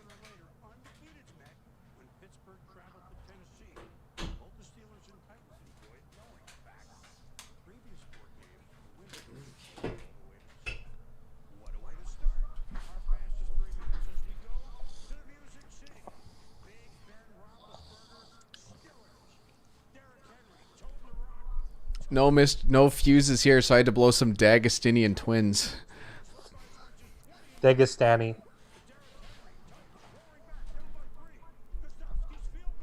Well, then they lied to me. Levante David and Dim White together is dynamic. Game-changing speed, physicality, linebacker. I completely agree. Has been amazing to watch those two with Shaq Barrett, Sue, JPP. Really tough loss to lose Vita Vea. I don't feel they lose too much with Steve McClendon, to be honest. I don't think it's that big a drop. Only a few percentage points. Who's the best corner in Tampa Bay? Carlton Davis? They have a weaker secondary from what I remember. Well, Jackson. I'm weird. I'm surprised that Rodgers was so different last year. It felt like he couldn't come back in a team. So, but this year, I mean, he's carrying the way. They were a defensive team last year, and maybe they're just well balanced. Maybe that's good things going forward.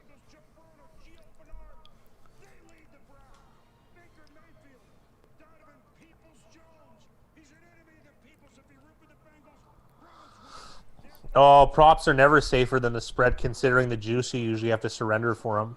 I would imagine it was minus 115, something like that.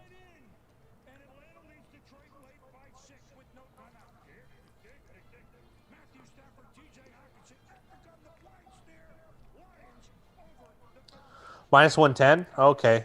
It depends then what the spread is, or what the juice of the spread was. So I'm a stickler for paying juice. It's like rake, Filer. You try and find ways to pay the least amount of rake possible. That's why the pre-flop game is more important, especially live. Yeah, you could just leave it in that spot, Filer. I always think that's a good time.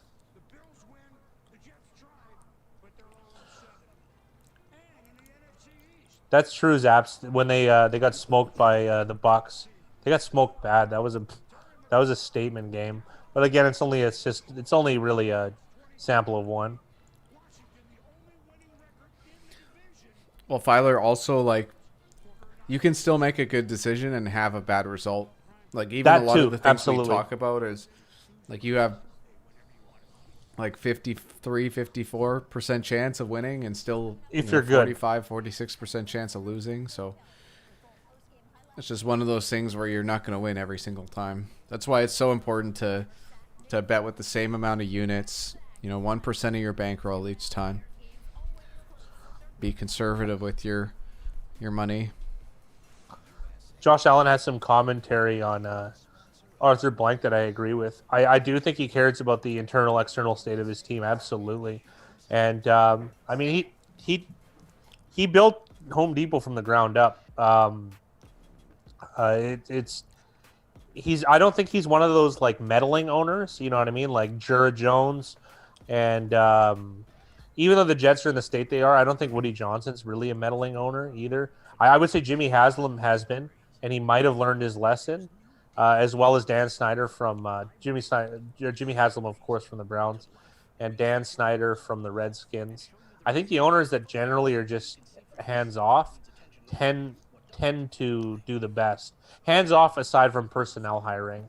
Like, it'd be hard to argue a better owner than the Rooneys, because think of how, like, they do an exhaustive coaching search and they just get their guy, and it's been right every time.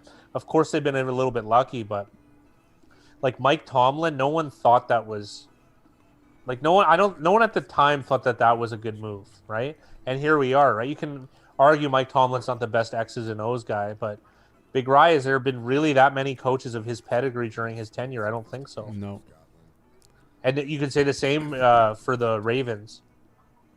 Steve Biscotti, he died. Who did he hire? He hired John Harbaugh, special teams guy. He just knew this is the best man for the job. I don't care what the optics of it are. Off we go. Those two guys are leaders. Like they're born leaders, both of those guys. Exactly. They're able to lead men, which is very, very important week to week. And a lot of it, too, is just organizational philosophy. Like, you just named two of the best teams when it comes to drafting and developing players. And it's funny that, like, guys like Brown and Bell have come from from Pittsburgh, but like they kind of became outcasts at a certain point. Because Well, yeah, and they who runs a locker room in Pittsburgh? like well the O linemen run every locker room and the coach as well. So I mean, those guys clearly like that type of thing wasn't very Steeler behavior, but they kept it under wraps for years. Like some of the stories that came out about Antonio Brown were just on the complete absurd end, right? And then eventually things boiled over. They were able to get some value in a third round pick from the Raiders for him, and good riddance, right? They certainly won the deal considering he didn't play for the Raiders. And I guess they took a chance on a talented guy. But don't forget, he was a sixth round pick, so no love lost there. Yeah, and you're right, too, about drafting. Ravens and Steelers are just from the top down. They know what they're doing. And the personnel they hire is excellent. The Ravens general manager is a disciple of Ozzie Newsome, who's probably been the best GM the last 20 years in the NFL, right? Maybe 25 years. And he had some serious grooming before. I still think Ozzie Newsome is a consultant of sorts, but they also have excellent drafting in the Steelers. Look at their wide receivers that they've pumped out. I don't know how you hit that many on that many wide receivers. They don't miss that often on picks. Mind you, the Steelers draft pedigree seems to be what we like because we always think they have a toughest team. Big Rise pointing that out, and Tomlin seems to confirm it in the most recent interviews that they draft guys that love football, guys that are tough, right? Because some of the like Texans, I would say in particular, they draft guys like Kiki QT, a receiver, who won't play unless he's 100%. Well, you're not going to play a lot. Like you have to play through injury. You have to love it. And I think Zaps or Dylan Clark mentioned it earlier. That's just a key cog to building a winning squad in any sport, realistically.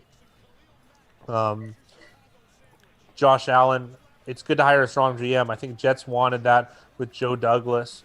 Bell was the other GM's mess, but so far it's not a successful start. I mean, sometimes you got to start ugly, though, to rebuild, I would say.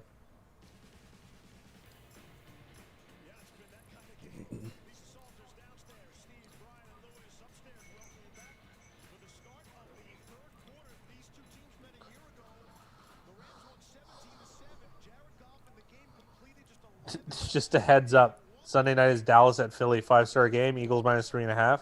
I haven't looked at it quite yet, so I'll give you my analysis in the video. But we'll be there. That I do know. I think the Eagles got bet up quite a bit. They would have to. It's gonna be hard to take the Cowboys. Ben DiNucci's gonna start. Yeah, Philly's minus 7.5 at Pinnacle. Yeah, that makes sense. Yeah, there you go. Because I 3.5, it'd be hard for me not to take the Eagles.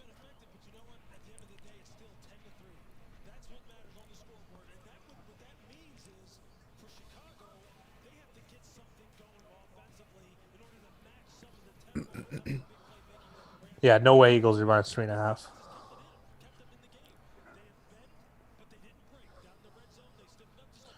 In theory, we can't. Josh Allen, we can't solidify that choice, Mekhi Becton, until we get more of a sample, to be honest. And John Schneider has been, to go back to Filer's comment on him, the phenomenal GM from the Seahawks.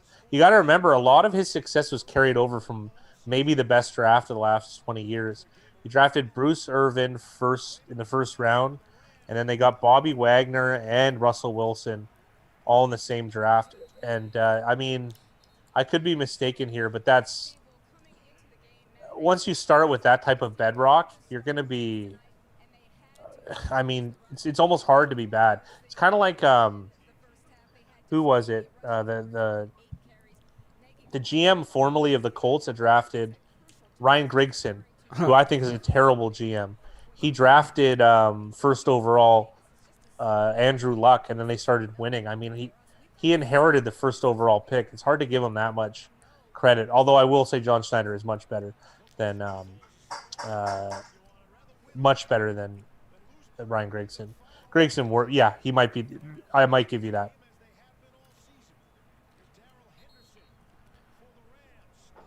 I mean, there's a couple bad ones in there.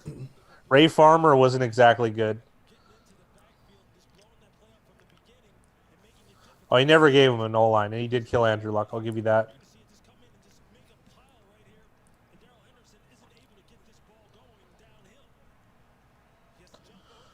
Irvin, Wagner, Wilson, all in a row, and then Robert Turbin, who played, Jay Howard, who played, Corey Toomer, who played, Jeremy Lane, who played, Winston Guy. I don't know if he played much. J.R. Sweezy was in the 7th round. He played. They got 6 starters on that. Out of that, 5 starters out of that draft. Chris Ballard is one of the best in the league, I think. Well, we're back to the game, and it looks like we got a big Hicks hit. It's going to be a flag.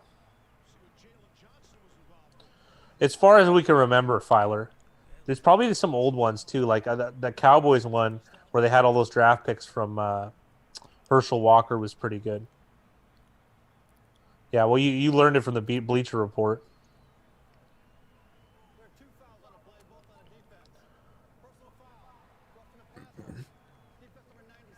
Yeah, Cowboys was over years.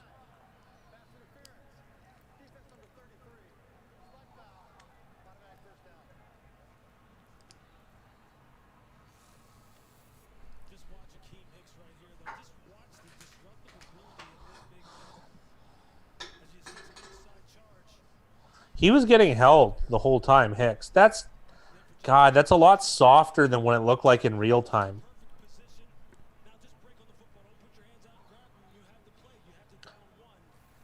I don't care for a lot of these penalties. It seemed like Cup initiated Yeah. most of the contact.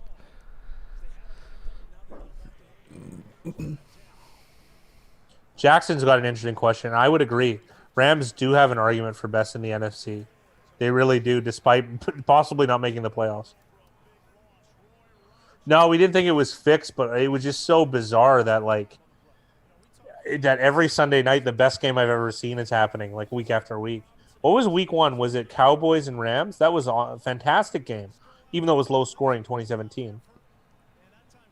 Zapp's got a good counter. Goff isn't good enough to carry it, whereas Wilson is clearly I think he's the best player in the league.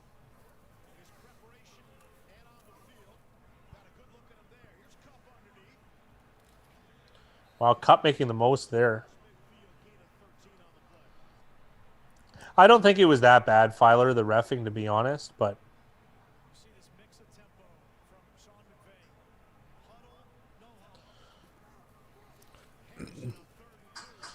Mickey making some good points about the Rams have an easy schedule and they lack depth. Sean does this, especially in 3rd and short situations, to keep a personnel grouping on the field. They went from 2nd and long, which is typically a nickel defense. Untouchable Jay, I went to bed last night thinking I lost and woke up happy. It's very true. Offense, number 77. Line up in the neutral zone. 5-yard penalty. Repeat 3rd down. I don't think the under is a hard play. It depends if you're. I'm a pessimist. We all are, and I like ugly games. So I mean, if you embrace the hate, you enjoy a heel turn, then the under becomes easy. I would say. Because all you're doing, you can just instead, if you want to take it in a positive way, just root for strong defense. Why is it that your pass sets look the same every single time? Because that's part of the key. Don't ever give them any tips. Don't let them get a beat on what you're doing. This is the ultimate pro.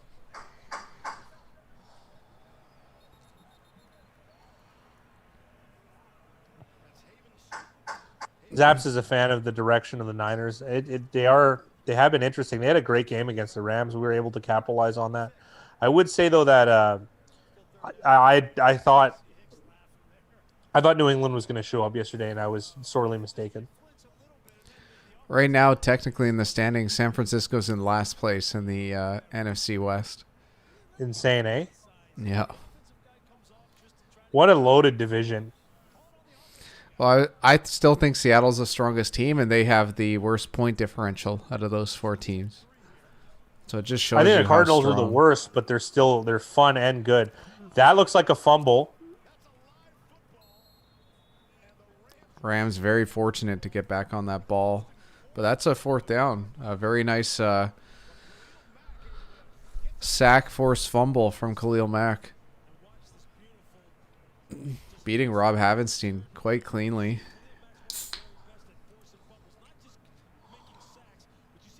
Wow.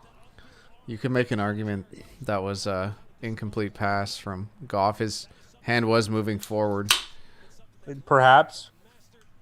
You lighten up a bubbly there, a seltzer? What do you got? Yeah. Havenstein won't want to see that replay again. But Khalil Mack's done that to a whole bunch of guys around the league. Right there.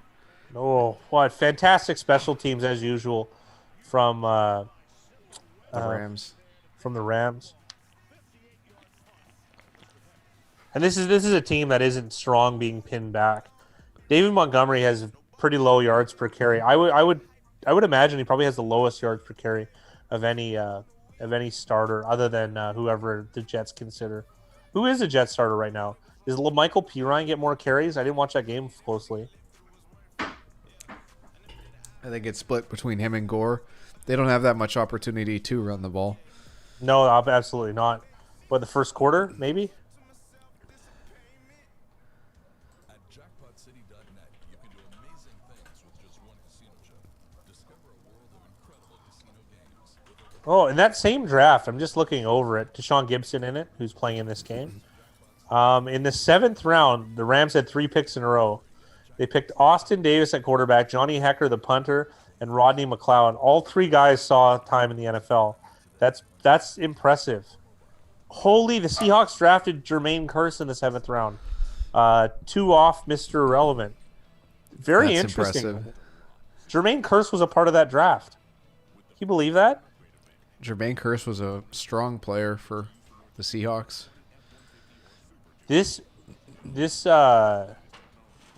Oh no, these are undrafted players. Sorry, my mistake. Still great additions. A lot of guys undrafted that seem to turn well. Brandon Bolden, Damon Harrison, Marquette King, Garrett Selleck, Case Keenum, Greg Van Roten. All guys at Don Barclay, Duke Iannaccio, Jameez Olawale. Wow. Sean Gibson, Montez Burfict, Justin Tucker. It's interesting that Marquette King is a free agent. Yeah, I think that's attitude more than anything. Ronald Leary, Cole Beasley. This is a loaded UDFA class. This might have been the best draft year ever for the NFL. What year is it? 2012? Yeah. Hard to argue this. Wow. Yeah, I totally do, Mickey. I would highly. He's not a showman on that. I think. I really don't think he's coming back for any amount of money. They're replaying this punt. You know what's impressive? They have 2 guys. They have 2 guys in the vicinity to make sure that this gets stopped at an appropriate area. And Johnny Hecker, like I had mentioned, he was 2012 draft.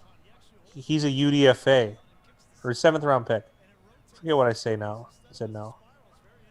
No, UDFA from Oregon State. What a talk about punters. This guy's Ray Guy all over.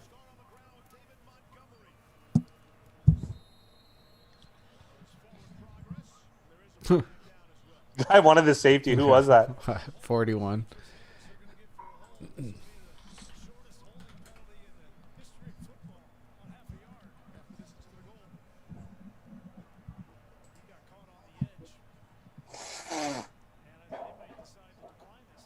That was former Baltimore Raven inside linebacker Kenny Young calling for a safety. He'll dangle it, Jay. I don't think he'll get it. I think he's too Habib is too is too strong a character. Ray Guy from Southern Miss, did not know that. That was his safety. He was right. There's a penalty in the end zone. He was right. We're laughing at it, but that was a safety.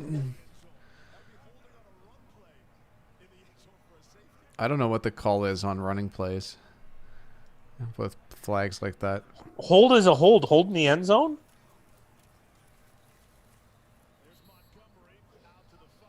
John Parry, any thoughts on that last sequence? You know, the philosophical way to do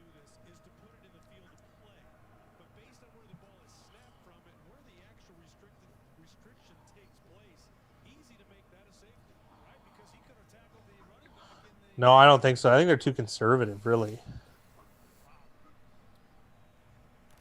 think Sean McVay was so interested in declining the penalty in that decision that somebody over the top. Well, you got a chance now. You got 5 wide, so maybe your prediction was a lot better than mine. The O-line needs to hold up here, or Foles is going to be in trouble. Yeah, this is tough. They're rushing extra. Wow.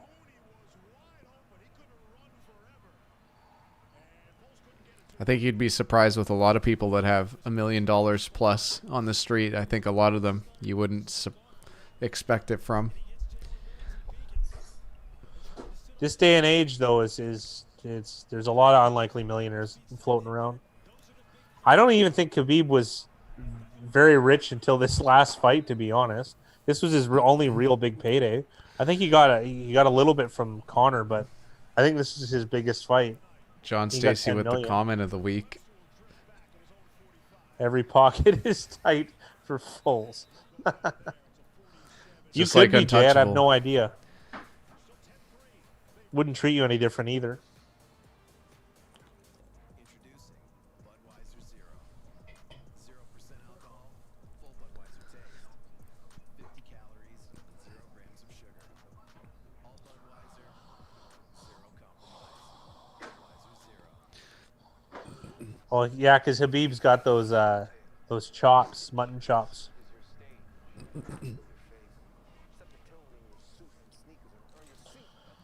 The live line is 10. Money line, Rams are 9-1 to win. Rams are 1-9. You mean Yeah. minus 900? Aren't they only up by 10? Why can you count on Royale bathroom tissue? Because it's made by dedicated Canadians and They're up 7. Yeah, up 7. I thought. Oh, and they're 9 to. What's the line on the Bears? Plus 622.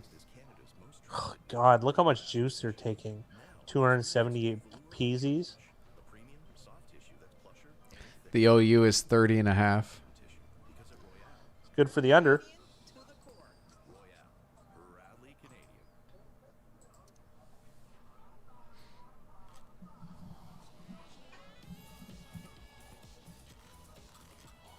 Rams minus 1,000 up 7. That doesn't make any sense. I get that they're getting the ball and they're gonna have good field position, but that seems too much. They're like a real sucker bet. I would have considered logging on right now and hitting up the Bears if they were a little like I don't like the juice that they're taking. 278 points, minus 620 or plus 622. I don't like it.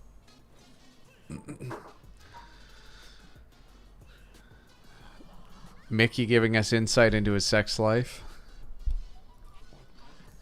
Hey man, Filer one-outers happen all the time. Happen every day. Especially if you play Omaha, then you have seen it a million times over. So there's no locks. You know that.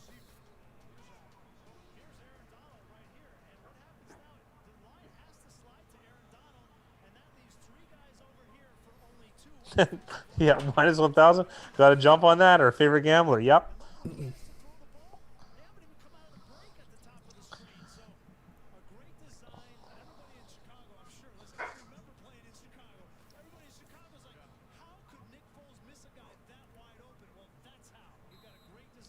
Depends what, Alan. Depends what kind of bear if we're going to play that one. Muhammad Ali boxed a bear in Japan.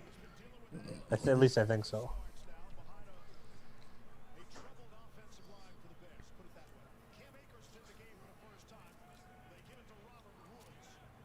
Bears defense is good. They're not as good as 2 years ago by no means, but they are good.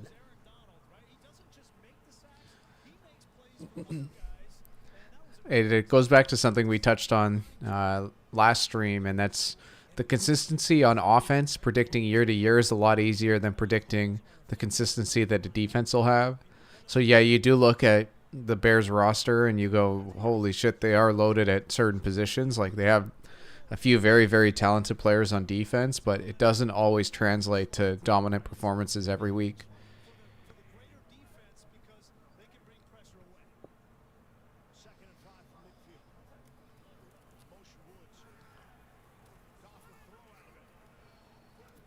The thing that's tough for the Bears with how this game is going is like they got to make stuff happen on defense. If they, It's going to be hard, yeah. always have to make the play, but you draw and earn so much attention that, hey, there got to be some guys running. defensive ends for the Bears. His other teammates get busy. I have a guy like Akeem Hicks on the inside. It just makes it Who's that other guy on the Bears? The kind of the sixth man on defense? Is it Floyd? Ray Robertson? No, Floyd's on the Rams now. Oh, absolutely, Jackson. There's been a few, though. Big first down here for the Rams.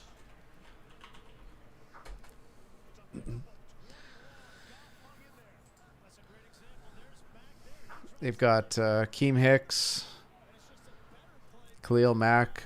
They drafted Travis Gibson in the 5th round. They also have Brent Urban, Mario Edwards Jr., John Jenkins, Robert Quinn, Barkevius Mingo. Yeah, that's a lot of talent. Oh yeah, well the defense is a lot harder to play than offense. Kyle Fuller of all people back end, he's had Kyle Fuller's been mostly against him, and he's one of the better cornerbacks in the league.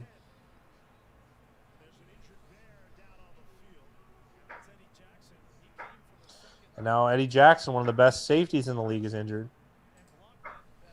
Yeah, I think Eddie Jackson was Alabama. That's a guy that they cannot afford to lose. Playmaker on the second level.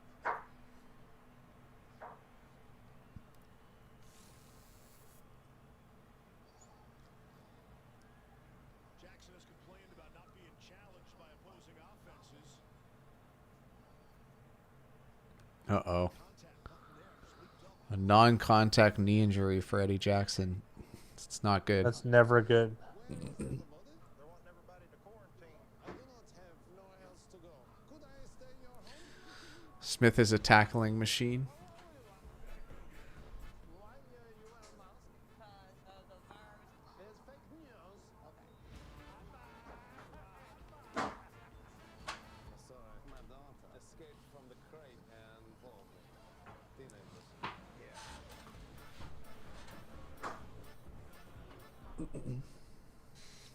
You're fixing the drawer. Yeah, got time. Figured I'd do it myself to save money. Actually, I just checked the RBC mobile app and we're a little ahead this month. So we can hire a professional to fix the sink. Way ahead of you. See?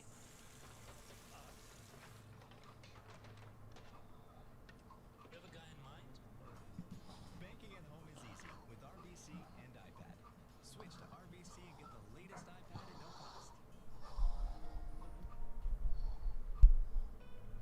This commercial is for the Pizans. That was all that I never saw that game. Obviously, I wasn't even born yet. So the Dolphins just went 4 wide against 46 defense, the Doug Plank Bears defense, Mickey. So who was it? Was it Marino then? He would have been like almost a rookie because or was Marino the 83 draft? And that's what being locally owned, genuinely Canadian is all about. Tonight, I'll be eating a falafel wrap with sweet potato fries. Thanks. Splitsies? Yeah, it was Marino. Oh, you meant the food, didn't you?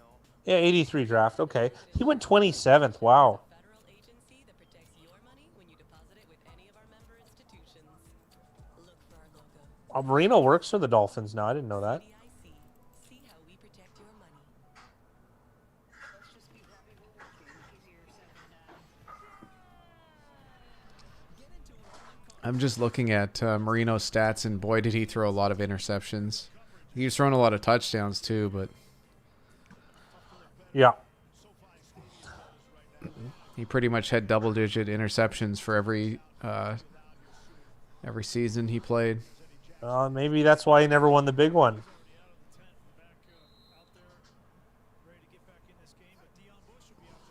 Brett Favre's got very similar. Oh, that's got to be it. Why then, Mickey? Because 27 seems because he was a good physical prospect. No way.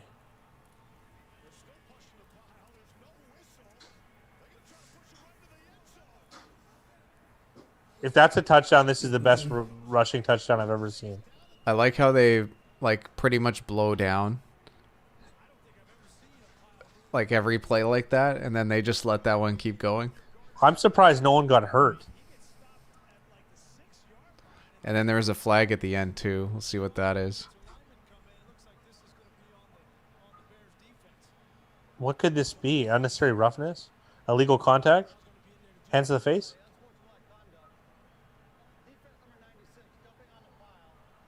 Jumping on the pile? Oh my goodness. They have it out for him. Wow. They let I gotta that see what he play did. they let that play run for an extra 4 seconds, and then when a Bears defensive player jumps on the pile, they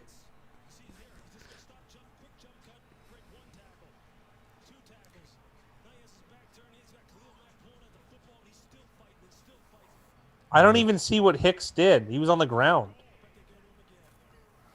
I don't think they showed it long enough. Wow. Well, touchdown Rams.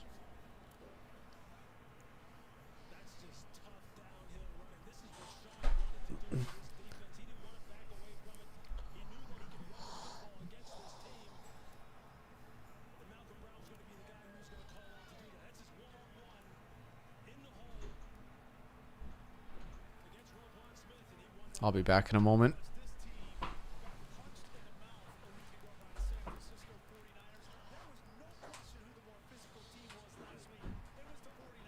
Marino has 29 pick sixes. Holy. Because I was looking at Favre's numbers. Very, very similar. Just more of everything. 508 for 330 and 336.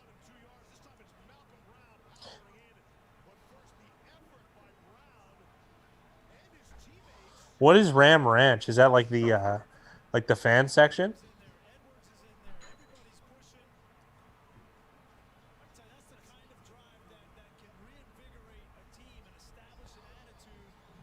Wilson and Rogers have 6 and 3. Yikes, man. I mean, yeah, they haven't at least more efficient. I can barely remember any Rogers picks. When he was in his prime, holy.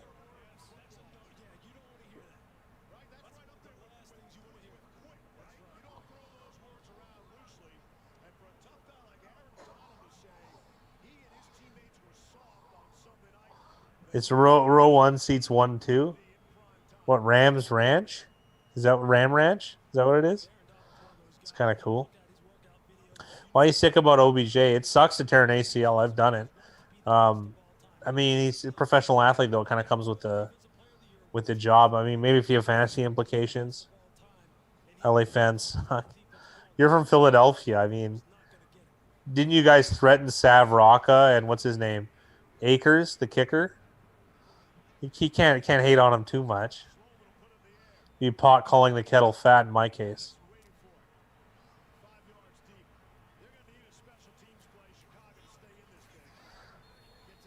I didn't know. Usually I pick up on things. Anything that's old I can get, but you know, as far as new social media stuff, I'm a total laggard. Yeah, well, I didn't imagine it was.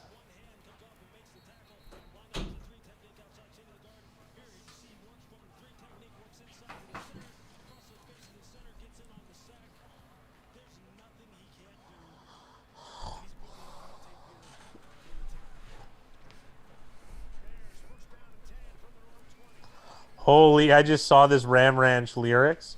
This sounds like a Dylan Toddfield song.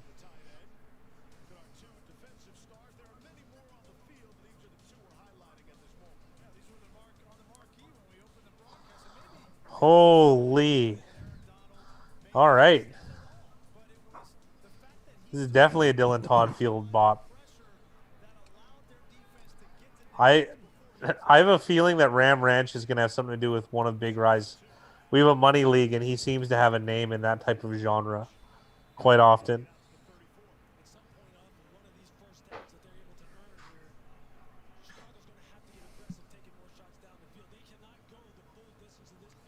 I get you, Josh. I have more loyalty to enjoying games than I do to any team. Oh, I was a Spears fan back in the day. She came out right when I was the perfect age. You know, she wasn't bald and stuff like that.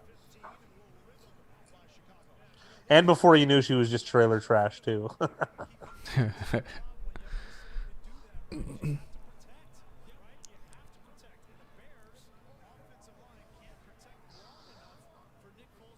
You got to check out this song Ram Ranch that Jackson referenced.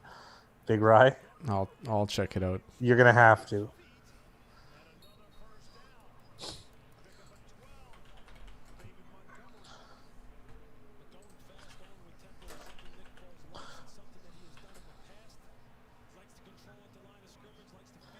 They got something going here in offense. The Bears. It's been some time. They haven't really done much the entire game. This is. Can we go as far to say this might be the best drive so far? There's a best run, I think, by David Montgomery. Obviously, my memory isn't the greatest, but That looks Yep. like PI. that did look like PI. Although I don't agree with the call, it did look like PI. By the rules, by definition, yes.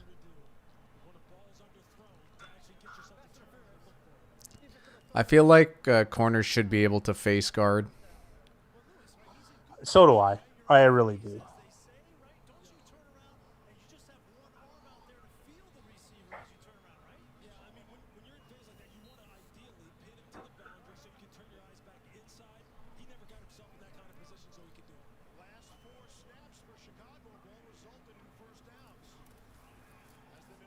She was an icon at like 16, 17, but it's probably why her life got ruined after.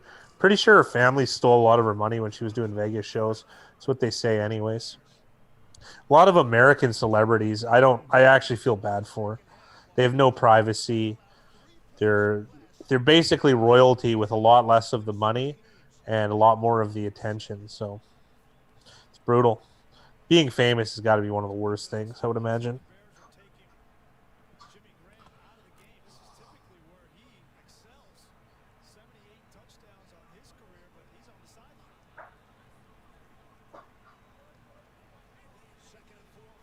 Well, Filer is giving us a bit of a hint here.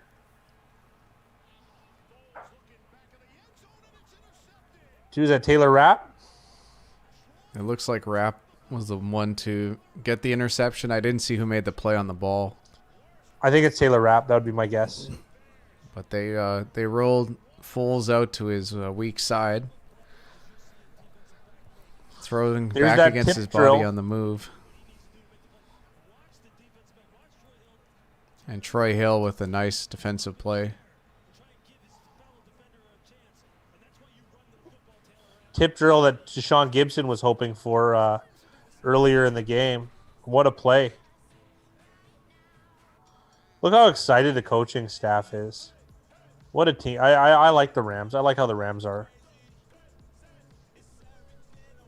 I didn't see all the Tennessee Steelers game, unfortunately. Big Rye had a closer eye on it from what I understand. Well, no one said McVay was the coolest guy in the world. Although, which coach would you want to have a beer with if you could? Belichick's got to be up there for the stories, but you wouldn't want to hang out with them. I would take any of the old guys before I took any of the new guys. That's You know what? 100%. If I was going for eating and drinking, you got to go Andy Reid, right? Go with a guy that knows what he's talking about in that department. Here for you in the neighborhood. Here is home to Montelier sparkling water. Here we have some of the highest quality water in the world. And even more inspiring like people. Andy Reid, Belichick. Carroll would be a no. Sean Payton would be a no. Harbaugh would probably be a no. Tomlin probably be a no. McVay's a no. No, man, I'm Shanahan's a partying no. with Tomlin for sure. There's no way. That's a yes for me. Yeah, I think Kingsbury's a nerd, though. He's like a dork. I think Gruden. You know? Gruden would be a fun one. To, Gruden would be fun. Yeah.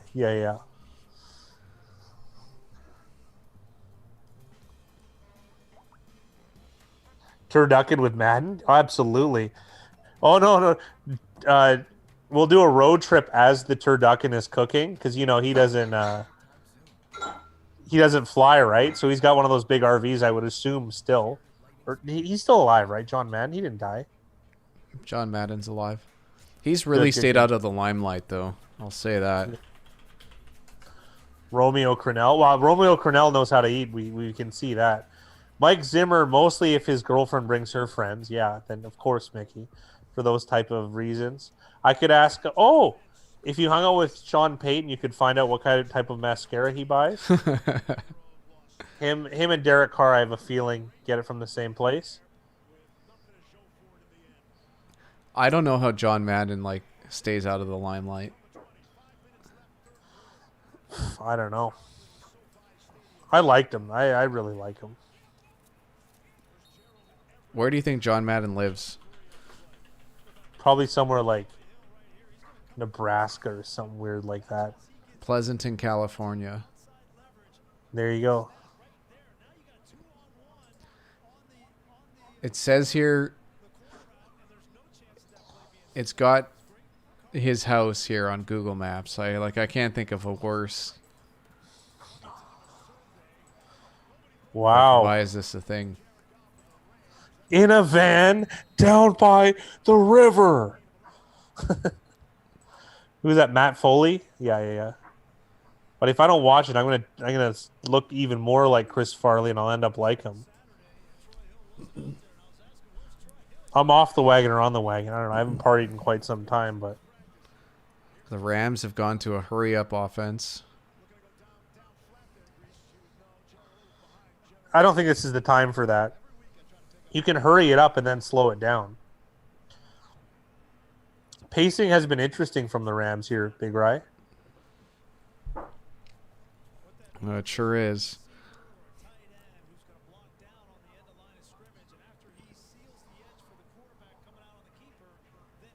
Dan Quinn and tell him I'm the lead.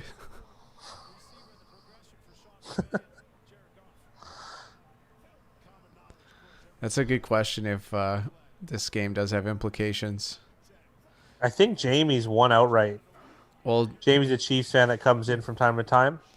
Jamie, This was a nice if Jamie reverse. gets this, he's a clear winner. But if he doesn't, I'm sure one of the 4 people below him would pull into a tie. Matt Foley would be a cheap and fun Halloween costume. I don't think I'd need to stuff any cotton right now, though, Jackson. I got to be real.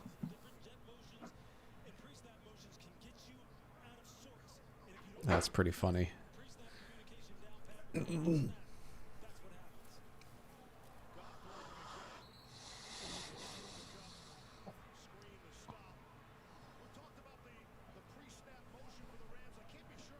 Fat guy in a little coat. Fat guy in a little coat.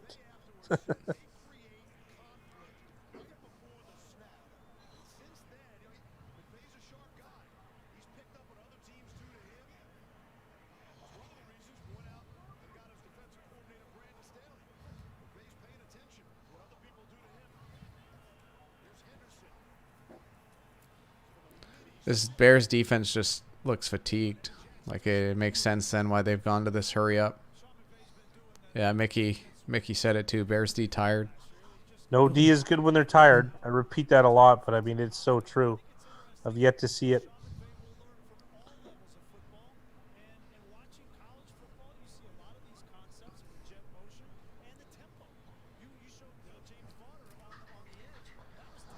I mean, maybe that's the reason they've been done this pacing. This is interesting. If they're able to tire out defenses, it's gonna like only the deepest of teams are gonna be able to ball. And I can't think of a defense that is deep enough to not succumb to fatigue.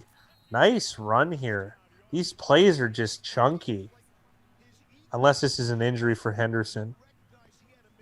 I think Henderson at least had something uncomfortable happen at the end of that run. He took a weird step into the turf as he came out of bounds. Untouchable said Turf he's hurt. sucks. God, does turf suck. Bears play the Saints next. Probably going against the Saints, I would imagine. I don't mind the Bears' chances if they're at home, but if they have to play in the dome, I don't like that. That's true too. It's a very good point. It at least hurts their probability. The Bears are at home, and it's a Sunday afternoon game. Oh, then we'll probably get it wrong then.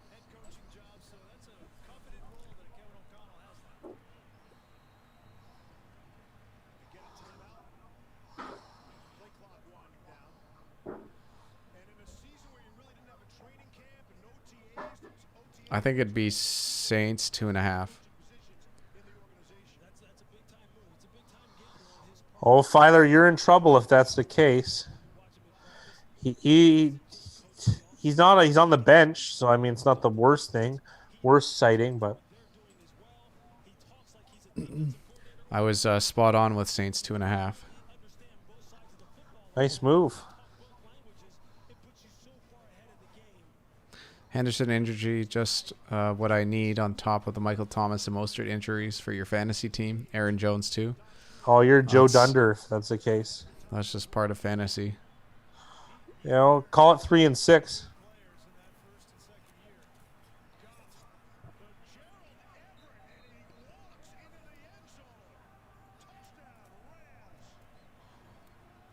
Murray had ridiculous amount of points yesterday, almost 40. That was a great game. That was one of the best games I've ever seen. One of the best sports events I've ever watched. Last night I had an incredible time. We were streaming. It was fun. The game was so engaging. It was great. It lulled for a bit, so it heightened the end. It was great. Yikes! That looked like Gibson missing a tackle. Mickey Hill, yeah, Mickey Hill does.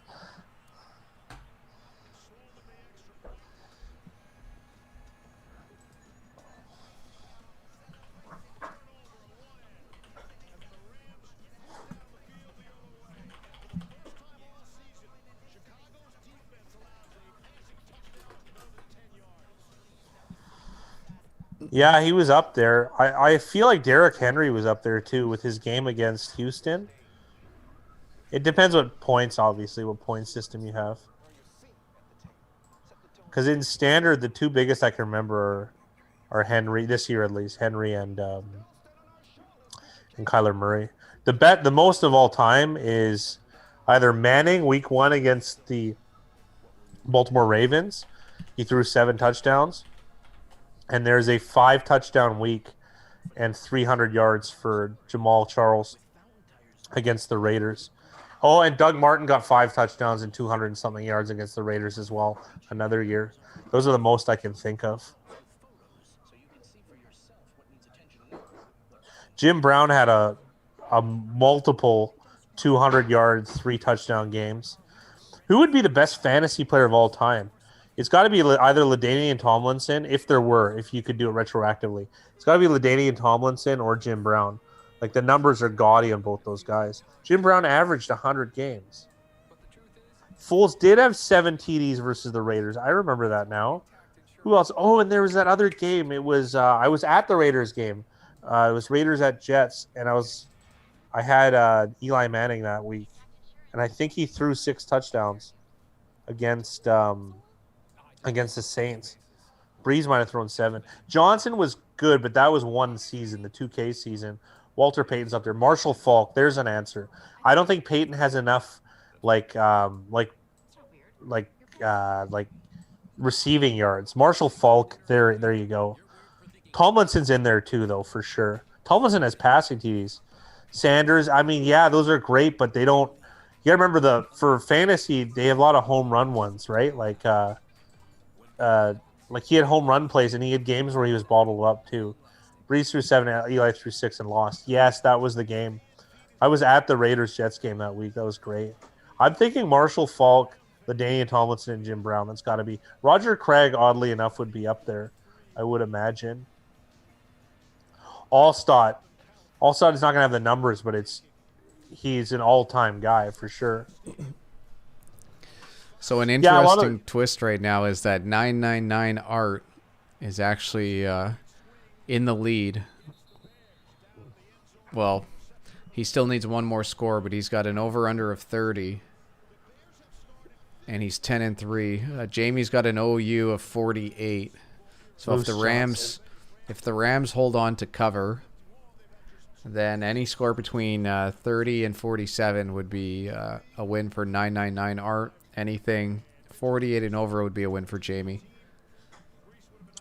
We're talking best fantasy players, and I think Mickey Hill made a good case for me.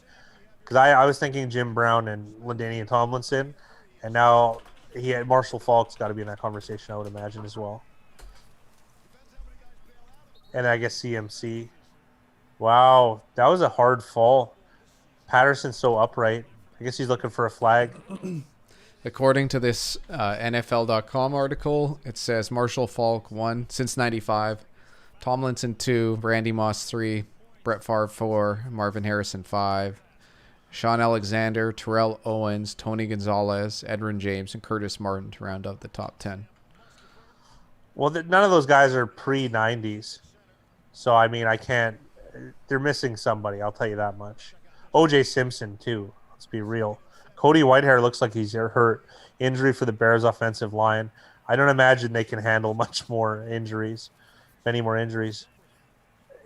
I feel like David Montgomery is not taking to this running back position very well. Like, his yards per carry hasn't been good. The stuff we saw in the preseason 2 years ago wowed people, but that's kind of falling. Like, that memory is fading, and he's got a lot of questionable decision plays. He's not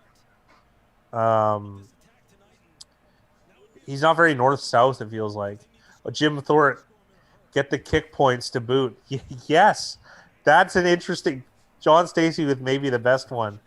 If you combine quarterback and kicker... Interesting. That he might be number one now that I think about it.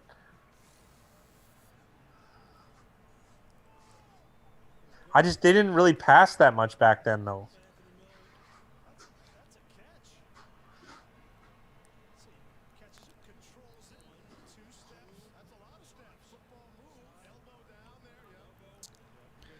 It looks like a catch to me, but I've seen less.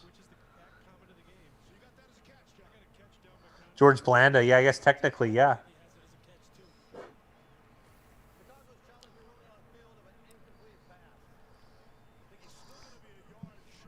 Maybe Blanda is working on the theory, the John Stacey theory. Considering you're going to get the kick points too, right? It could make him number one. It really could.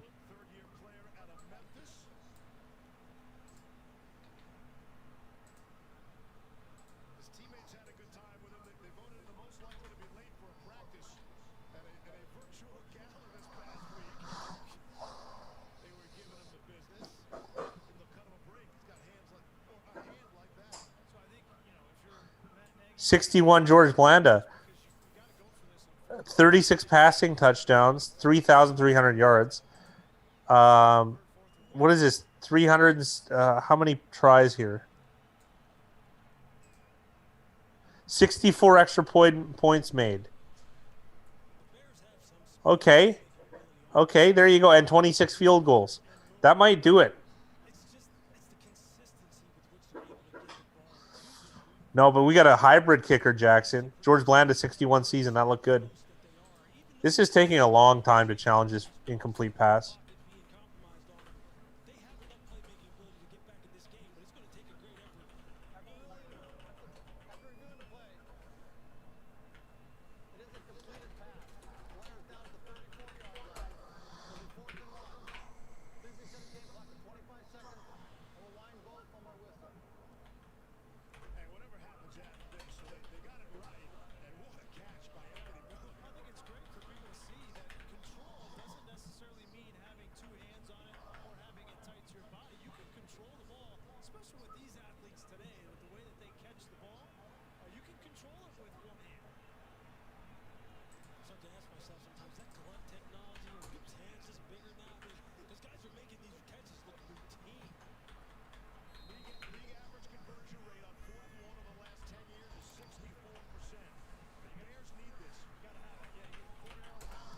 Oh, Dylan, I think, is foreshadowing a bad turn of events for the Bears.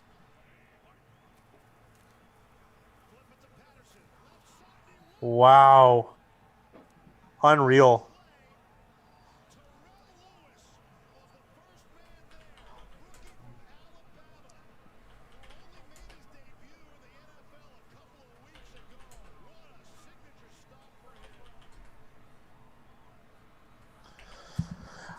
Max, we're probably gonna leave that to the video. We got to shoot it after, so I don't want to save it for the show, as Regis Philbin would say. We'll get into more into it. Because I haven't really done that much research, so I'm gonna have to do it after the game, and then I'll tip you off in the show as to what I think. Plus 105 juice is always good though. Your win rate can be negative and still be positive overall.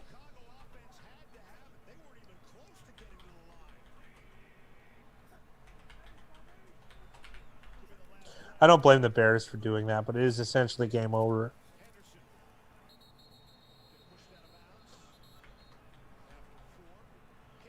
Yeah, it's not the norm, Josh, but I mean, sometimes you got to do it. Don't be swayed, Mickey. Don't be swayed.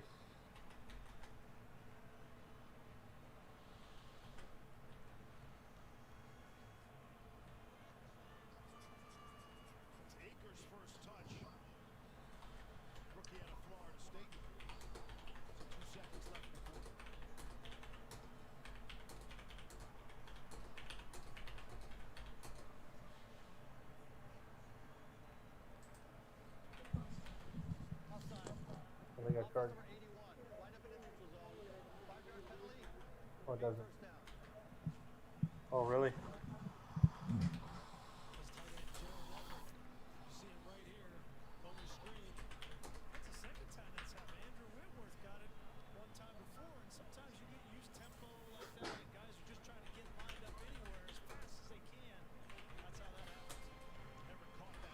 Aaron Donald looks, I don't know. He just doesn't look like a regular. Doesn't look like a regular human. Cybernetic organism, as they would say.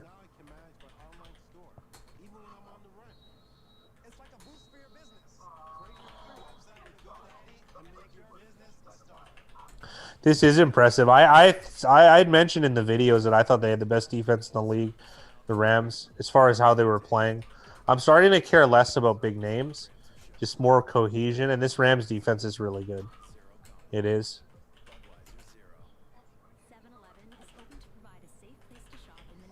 Well, they just have a much easier route to victory playing defense with this Rams offense than the Bears do with the Bears offense. But that's part and parcel, though, right, Big Rye? We always stress that clock management is almost more important than scoring points themselves. 100%.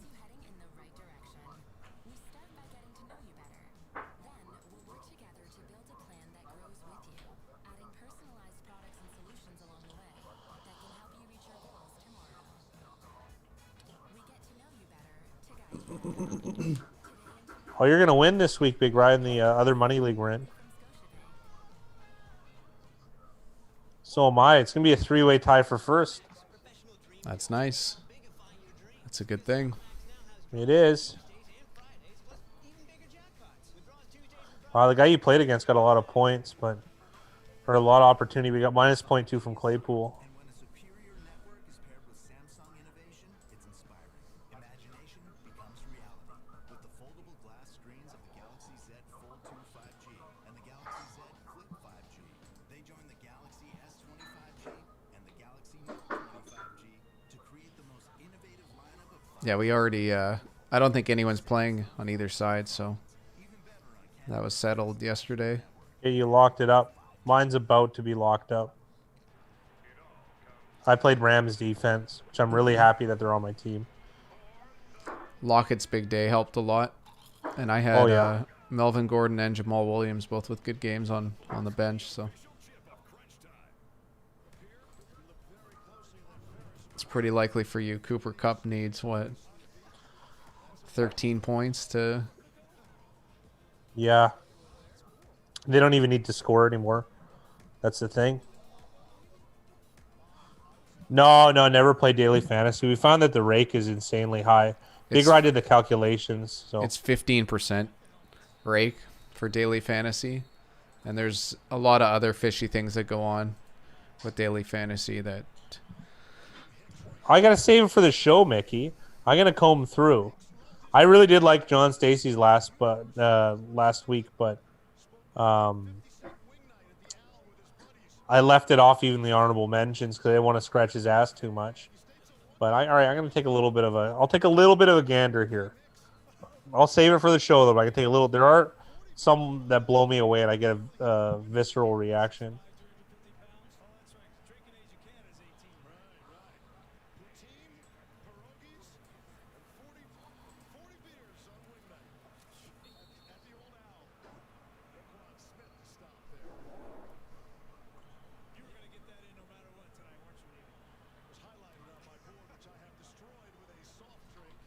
Oh, the he means money league because it's a fantasy league that him and I are both in that we've put money into and have the opportunity to win money.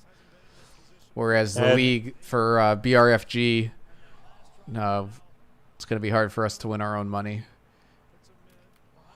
Yeah, well, we don't even want to. That's the whole point. If I'm just hoping that our other fantasy will pay for all of that stuff. If the Rams manage to cover today, we're going to be 8-6 this week.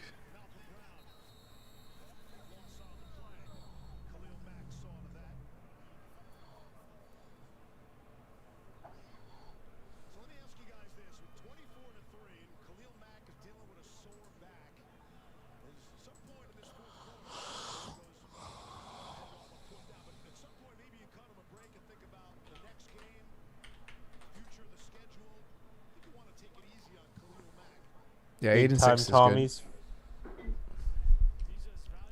good. We're happy with 8-6 every week if it was possible. It's blocked. Wow, this is an interesting one. I bet, therefore I am. I guess that's a Thomas Aquinas callback.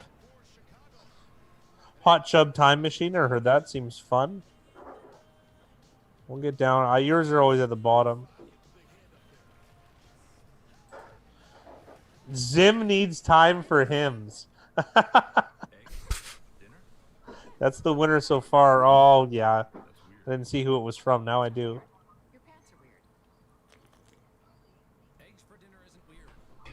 Ryan Fitzpatrick's tears.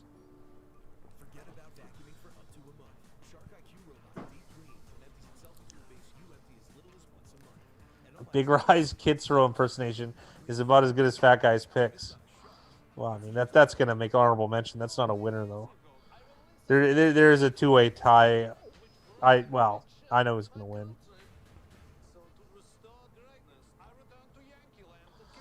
That's an easy winner.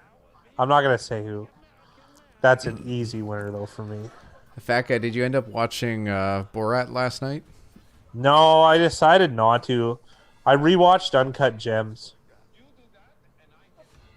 So there is one name that stands out way too well, and that's going to take it. I'm not going to say who, but it's too good. Way too good. The level of thought I like is very good. Yeah, I never watched Borat. Uncut Gems is, I don't know. There's something I like about it. The gambling degeneracy just reminds me of this family member I have. And I literally have a family member that is the exact guy in Uncut Gems. So there's something I like about it. I just, we used to work together, and he'd literally cash my paychecks and his, so he could like float himself through his because people were always after him for money that he owed, so he always needed like floating money, and then he'd rob from Peter to pay Paul. And it just eventually rolled over until it blew up in his face multiple times. I haven't seen him in years, so I don't mind talking shit about him.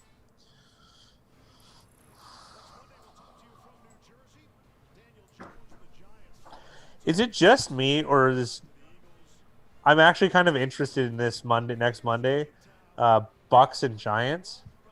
I don't know why. I almost think the Giants, like that one game Jones had against the Bucks last year or the year before, was just so good that I don't know. I saw some of the clips from Who Is America. I thought some of the clips were quite funny, but I definitely didn't watch the entire series. Big catch by Allen Robinson here, giving the Bears a bit of a pulse. I thought Who Was America was okay. I the only thing I liked was when he was the prison chef, and he got the food critic to eat the Chinese dissident. That made me laugh, but that was one of the few things. Bears driving though, as Big Ry said, which is kind of nice. It's hard to get passes over the top. It just Montgomery just looks sluggish. Am I missing something?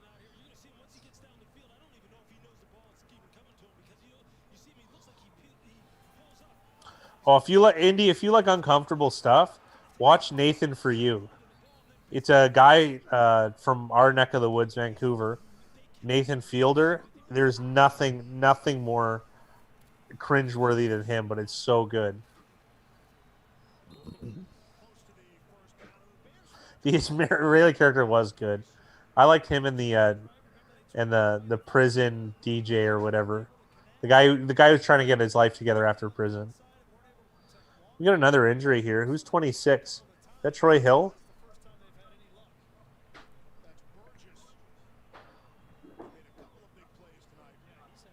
Terrell Burgess. Oh, he's a rookie. Is he a corner?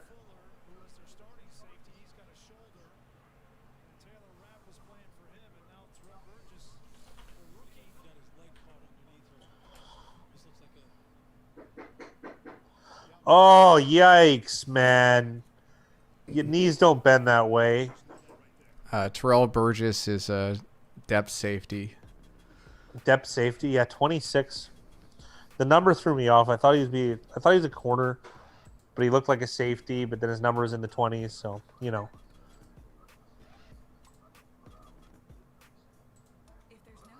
I once watched a guy eat a pizza while making picks. I wonder who that was. Does anybody know? It was a master troll by Big Ry on me. Does anybody? Can anybody tell me which episode it was where the fat guy ate food during the entire picks video? Wasn't it a sandwich or something? I thought it was Subway. No, it had to be. We usually got pizza at your house. I don't know what it is, but it's. I definitely want to find out what episode it was. All of them. What team do you guys think you know the names of the least amount of players? I off the top of my head, I want to say Detroit and maybe Jacksonville. Jacksonville would be a tough one right now, to be honest. Jets would be a tough one. Like any of the bad teams are going to be tough. And you know what? This, to be honest, I think for the fat guy and I, we probably know the least amount of players that we've known over the last 10 years. Right now. It's not even close. 10 years ago, I could have done, not even joking, I could have done 40 from every team 10 years ago. And then Big Ry was probably at 25 not that long ago per team.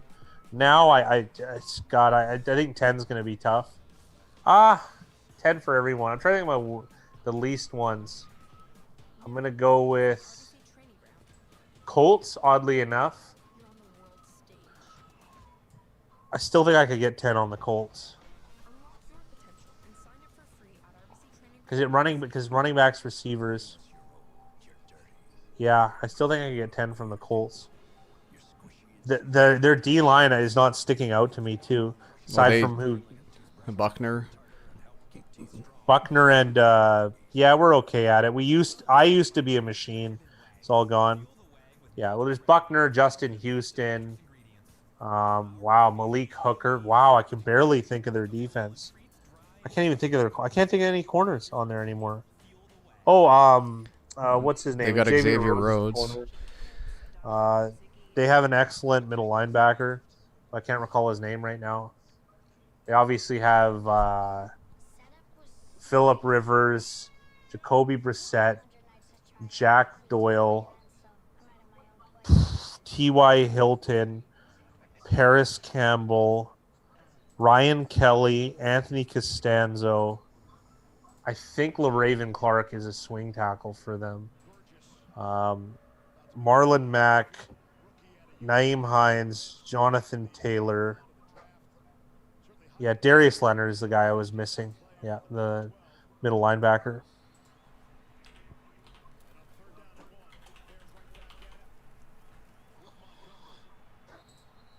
I can't think of very many corners on there. I don't know why that is. It's upsetting me. Oh, Rocky Azine, I think, is on that team.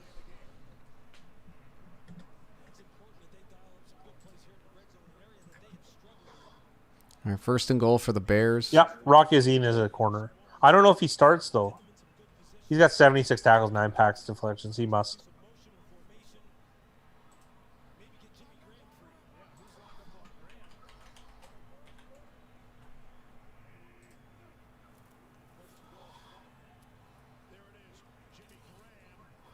That is huge. That a friend of mine's in a really really large league for fantasy. I think it's a $2,000 buy-in American, and I drafted his team, and he's in first. He's undefeated, and to win, he needed 3.2 yards from Graham from this point on, and he got it. So Nice. yeah, handsome Dave. He's not handsome, by the way. He's very ugly. He's a World Series of Poker bracelet winner, though.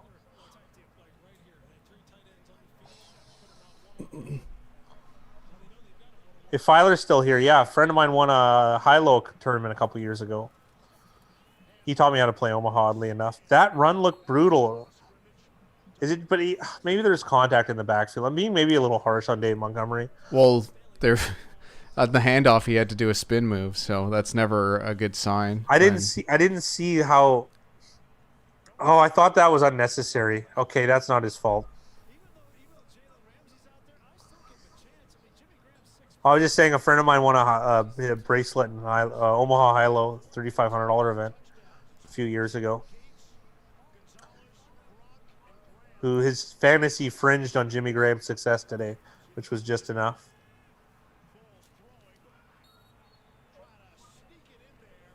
Is 17 Miller?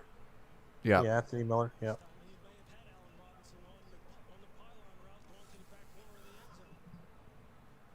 Dude, man, what if the Rams still had those first round picks? Because I don't think those 2 firsts for Ramsey were good enough. I don't know, John. Like I've been there lots of times. Well, winning a bracelet's pretty lucky, Filer, if anything. It's cool. I've been to WSOP lots of times, John, but just to play cash because the cash is so juicy, like 5-10 hold'em stuff like that. Like it's especially a Venetian. Oh my goodness. You can make some serious dough. 2-5 and 5-5 are fine, too. Oh, nice sack. And that'll be another stop for the defense. Wow. Maybe 2 years I'll go play at some events. But I've never been a good tournament player. I'd have to study quite a bit. So there's a lot of spots where I don't think I'm very good in tournament. I just have so many years in cash that I'm good at.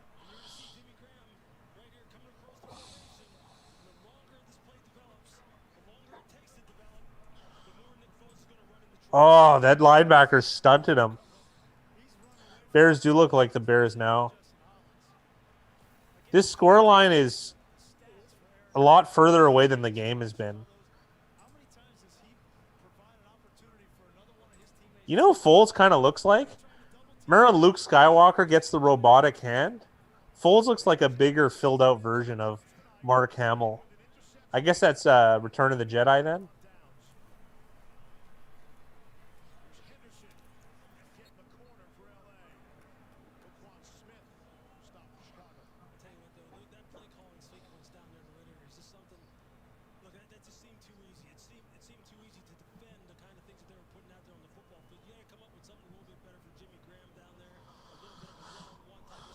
We're probably gonna. I gotta leave for the show, Filer. I mean, I gotta take a better look at it.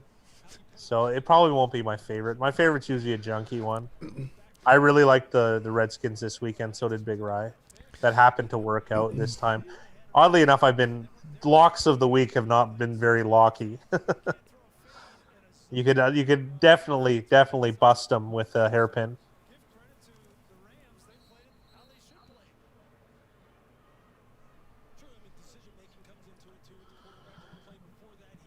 big blind is double, that there's so much variance on that. If the big blind was double, that would be so annoying, especially if you got near the end. Like you'd just be doing everything to avoid, like to slow down pacing. You know what I mean? So that you wouldn't land on it.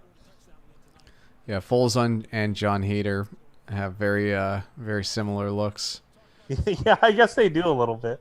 I don't know. With the glove, it reminded me of Return of the Jedi.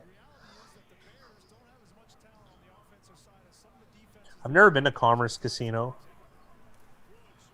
Oh my goodness! And there's a flag on the play.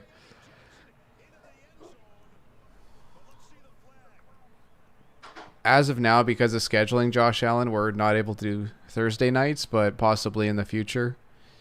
Yeah. Oh my goodness! Touchdown Bears. I guess that's how they have to do it, eh? And now officially, 999 Art is in first place. If this OU hits 48 or higher, Jamie will win. I've always wanted to play at the Commerce and the Bike. I've considered going to St. Louis because they have a really good Omaha community there. We have a similar version in Canada. I'm considering doing it. The games are actually too big for me. There's massive Omaha games in Calgary. Like 50, 100 Omaha is in Calgary, oddly enough. I know it's Canadian dollars, but it's still, there's still going to be 400,000 US on the table. I feel like we're in a bubble bath with you, fat guy, with just your head popping over the camera. You don't want to see what's going on underneath here. I get excited. John Stacey. Commerce Casino, by the way, is in Los Angeles. It's a very famous casino. It might be like LA is kind of actually poker central for live poker in the world, I would say.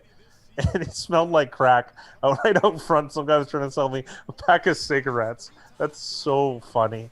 Imagine the railbirds there. Holy. Fat guy webcam show live. He's the OnlyFans gets a camera that goes from the he's double dipping here down. I'm double dipping for sure. The I want to say Filer had 10.5, but I can't remember if it was 10.5 or 12.5 now, Mickey.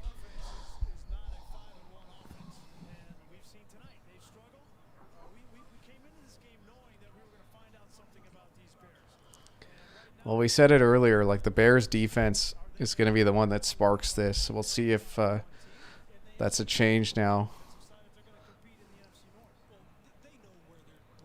12.5, okay. Good memory, Mickey.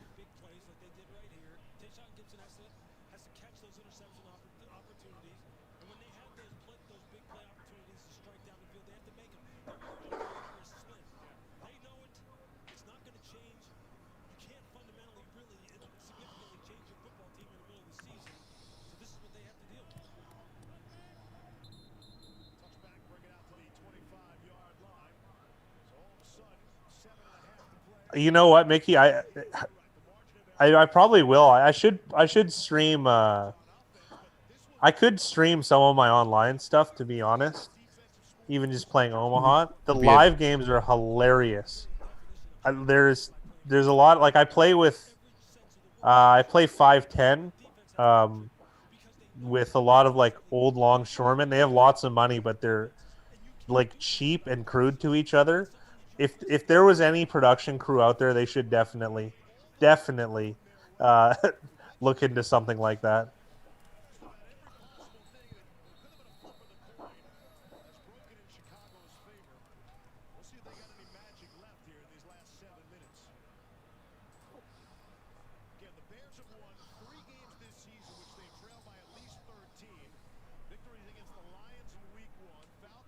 This game got kind of interesting here.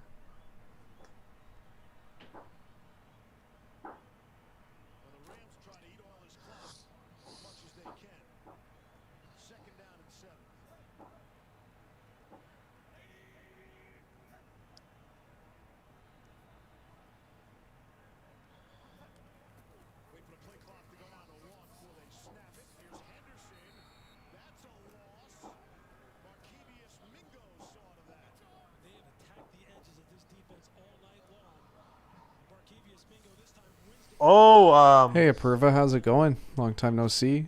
oh yeah. He's just been third on the depth chart as far as Rams opportunities go. Has Cam Akers been injured at all? I don't think so. I think he just lost his job more or less. 3-0 would be nice. 3rd and 9 too. This is not an easy down for the Rams. And they decide to hand the ball off. Very conservative play.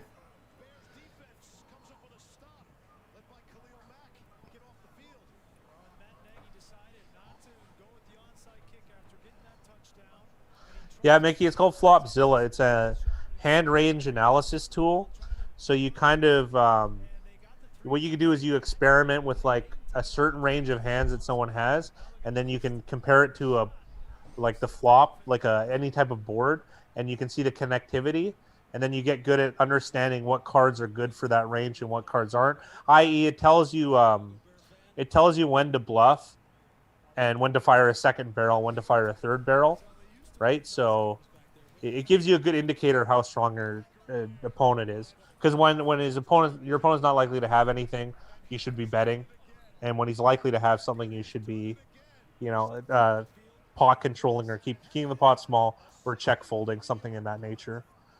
And then there's also conversely, if you're really, really strong and they're likely to be strong, then you should bet as well. I got to say, though, is this special teams player of the week, Johnny Hecker, today? Well, that was a bomb. And to put that much on that kick, to have some backspin on it too, it's that's what I mean, Big it's Ryan. very He's done this. very impressive, Jay. Trust me, that's very impressive. He's got 3 punts within 10 yards of the goal line, and that one was unbelievable. I mean, I know he's relaxed, Jay, but I mean, come on, that was great. It was great. He is a punter, though. You are right. And look at how long the field is.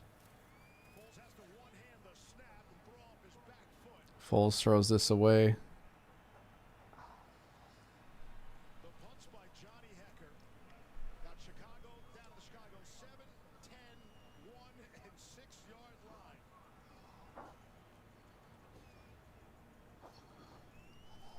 Hecker also looking like John Heater. Hecker looks like he's going to do a shift at Target after this. Actually, Hecker kind of looks like the guy who plays Terry on Reno 911. Nick Swardson. There we go. This looks like it has a chance. Absolutely, Indy. Thank you for joining us. Thanks, Indy.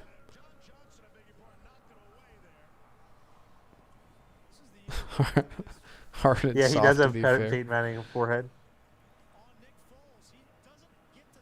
I have a feeling he did say that, Indy, but he kind of pats the ass of whoever they're up against. And I feel like that was said during the Super Bowl 2 years ago. So I don't really know how honest that is, but wow, this was nice. Nice play, Rams.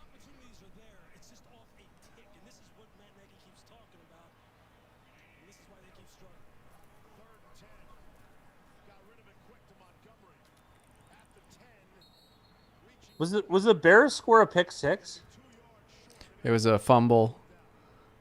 Who fumbled? I can't. Sorry, I'm having a fog already. Robert Woods had a reverse, and I was gonna look it up. 94 forced it. It was such a good play because I think he was the one that also drew the holding call.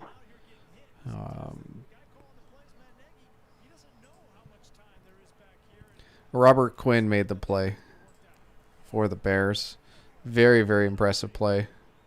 And then Eddie Jackson was the beneficiary Robert of Quinn. picking it up. I think they needed each other a Purva, if anything. 4th and 3, and the Bears get it. Wow, yeah, I just glossed over one of the bigger plays of the game here.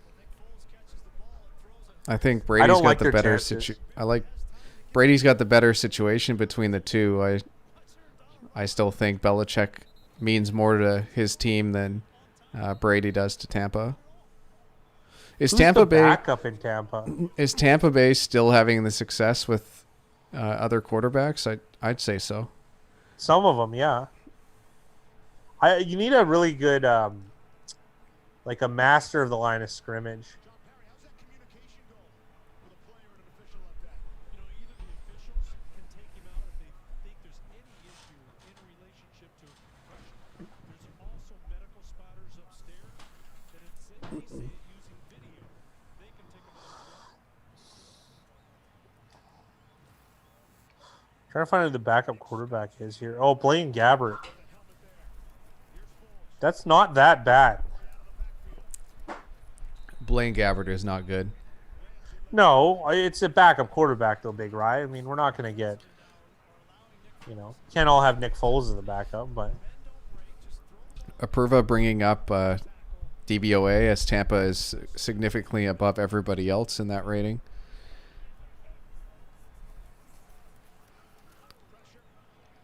Hit as he throws, and it's going to be an interception for the Rams. Mickey Hill saying Brady's slightly over average this year. I'm guessing that's using NE/A. Adjusted net yards per attempt. net yards per attempt. Yep. It affects his ability to follow through on the throw. Bobby Mack gets beat around the outside. I might do a membership video. I was thinking with all my books, because there's just so many. I realized I have like over 100. I would say, I'm not going to share all 100, but I think that's something you guys might be interested in.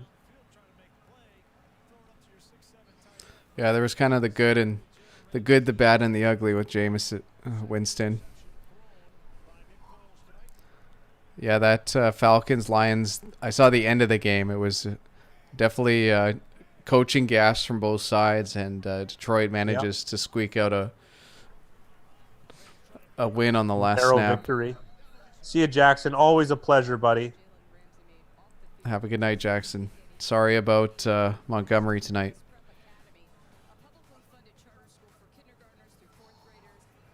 I'm wondering if there's any sport in the world where scoring would cause a disadvantage. In some cases, basketball and football. Those are the two that I can think of. Oh, in soccer, there's a couple instances of it where there was a team, it was a tournament, and if they tied, they wouldn't have the goal differential to go through.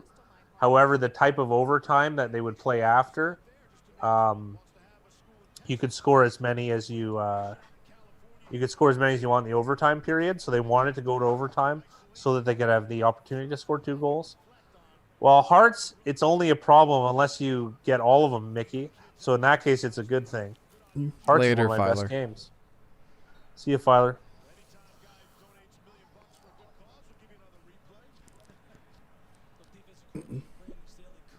For basketball, if you're up 1 with 24 seconds left on the clock, you're guaranteed to win if you just keep the ball and there's no foul. But if you score 2 and you keep the game going, anything could happen.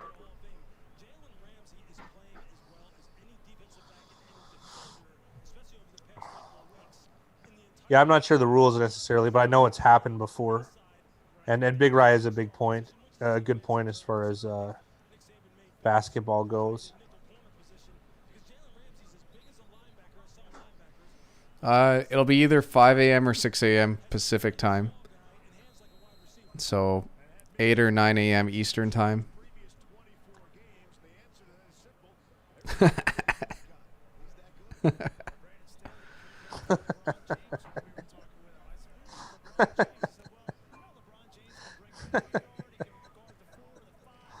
Oh, I was waiting for something good like that.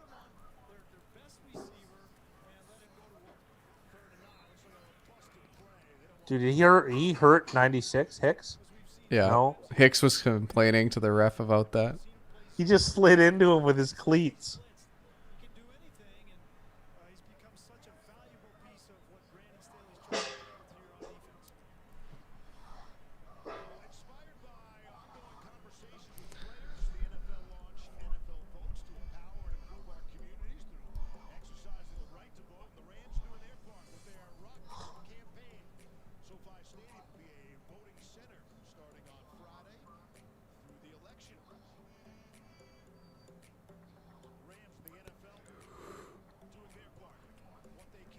upcoming.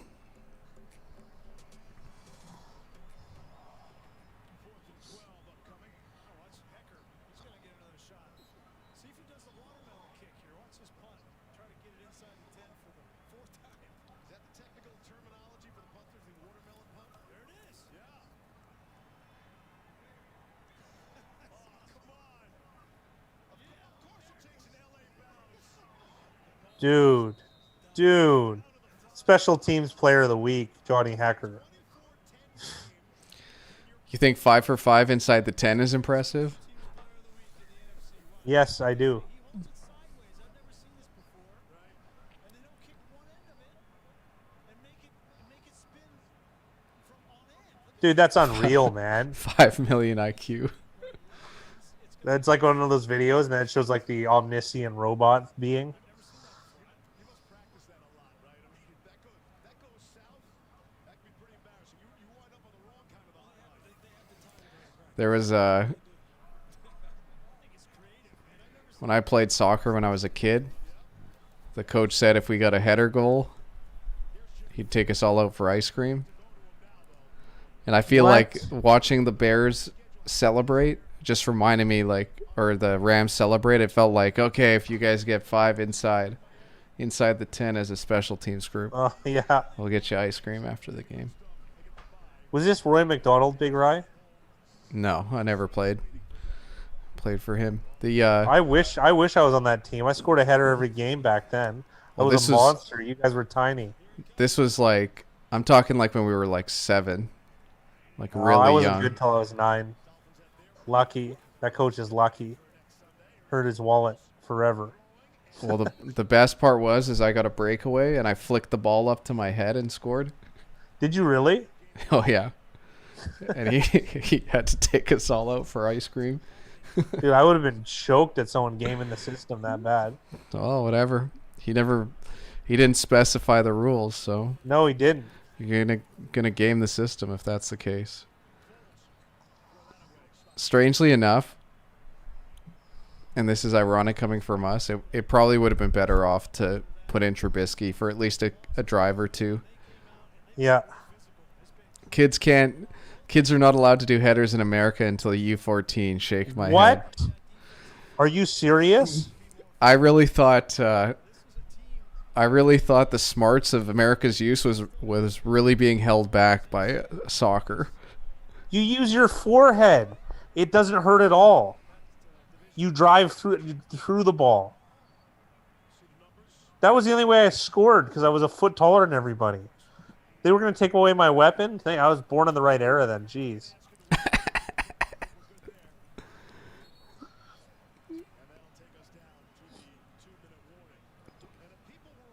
We used to, Big Ryan and I used to play in this like, we'd have like a throw together, like a kick around or whatever.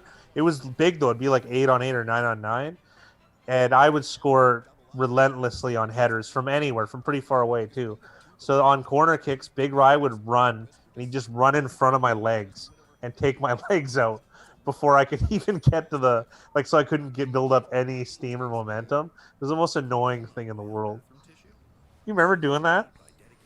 I remember doing that. Diving in front of my legs. Remember Curved Sword FC? They used to do that to me, and I need that guy in the face. Oh, I miss that stuff. The old glory days. National brand of bathroom tissue. Now, experience new Velour Ultra Plush, the premium soft tissue that's plusher So American Youth Soccer Association, that's the rule? I don't think you will if you don't. You can't have the ball. It's like, oh my goodness. You heard it here first from Matt Reed. He said, put all your units on the Jets. Mahomes has COVID, and they're not going to announce it till tomorrow. That would be some nice inside info, but definitely incentive to jump on the Jets. Dude, I don't know where you get this information. If that's true, that is massive. That is massive. At Pinnacle right now, the Chiefs-Jets line is 19.5. Someone And, probably already knew. Well, the majority of money is on the Jets, so I could definitely see something like that happening.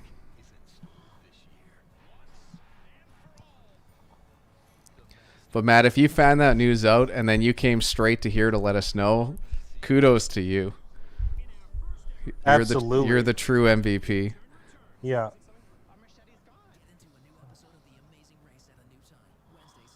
Big Rye, we have to consider this after, I think. Stream anytime on the all-new CTV.ca and CTV app. Hello, everybody. I'm Natasha. That is Dan. Coming up on the post-game show, highlights and reaction from tonight's Bears-Rams game. Plus, Jabari Greer joins us to break it down. And plenty of other NFL news as well, including the end of OBJ's season. Join us after the game. Oh, they could, but it hurts their chances. Real Jolly Roger. It's a good name. SoFi Stadium. You know, Pelt usually has a star of the game on his show. I think it'd be nice if they had the punter. Yeah, Hacker for sure. Stanford Steve can book. Break down the It's coming from Matt Reed in chat, so it's hard to. No one knows for sure. I think putting a couple bucks on the Jets now is not going to hurt.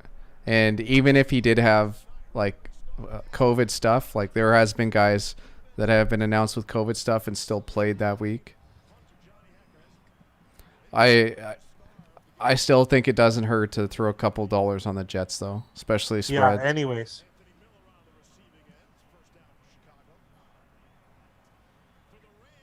Indy thinks the line should be 24 if Mahomes plays. Let's just say I know something that you don't. Says Freddie Four Fingers Matt Reed. Real Jolly Roger said the line dropped from 21, but I thought it was bet down. It's most likely just bet down because of the market. Because if there was an actual like Mahomes announcement, that line would probably go down to like 14 or 13 and a half. Yeah. Who's the backup there? Is it Matt Morris still? I'd have to double check.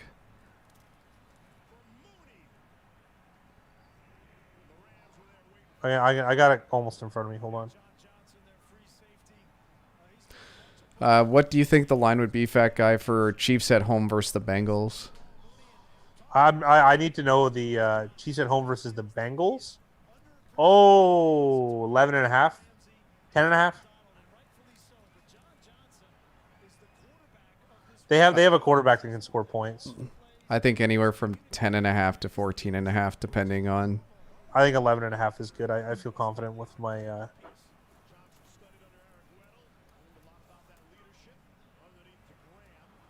Jimmy Graham, luckily, picks up no yards there. Only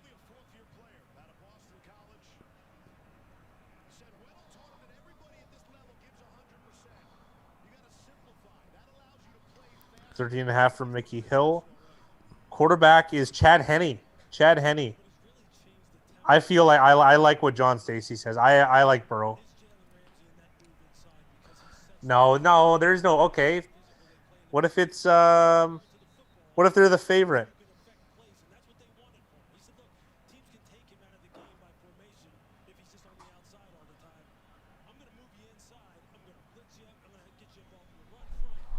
Indy's got an interesting point too. They might take it easy in some spots.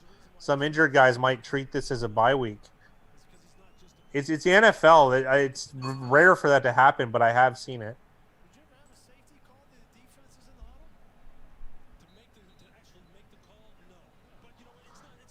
No. He against the Browns. It depends on what line you got. They didn't cover against the Browns the first. It depends on this last weekend. He covered some lines, Tides pushed some lines, didn't cover some other lines. And in the first week they played the Browns, I think they were half a point shy, to be honest. It depends on the line, so.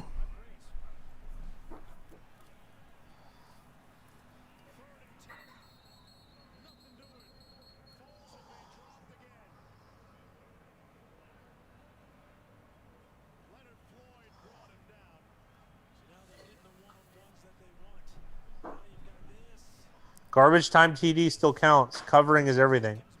That's the advantage of taking the underdog. I went and put 3 units on the Jets just in case. Yeah, there you go. Thank you, Big Rye. There we go. Thank you, Matt Reed. We liked him anyways, but I mean, if this is true, it's a nice bonus.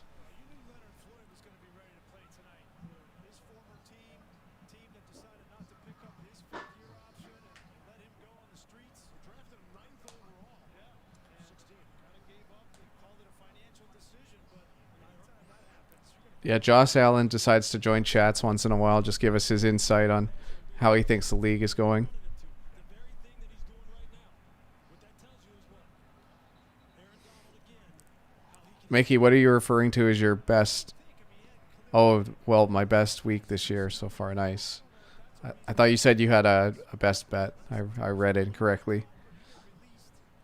Matt Reed said I put 1,300 on Jets. I like them anyway. Screw it.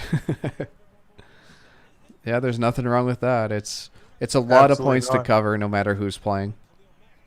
There really is no incentive for the Chiefs to win by 19 or 21 or 22. What have you, right?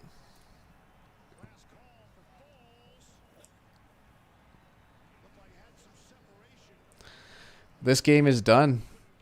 24-10 Rams.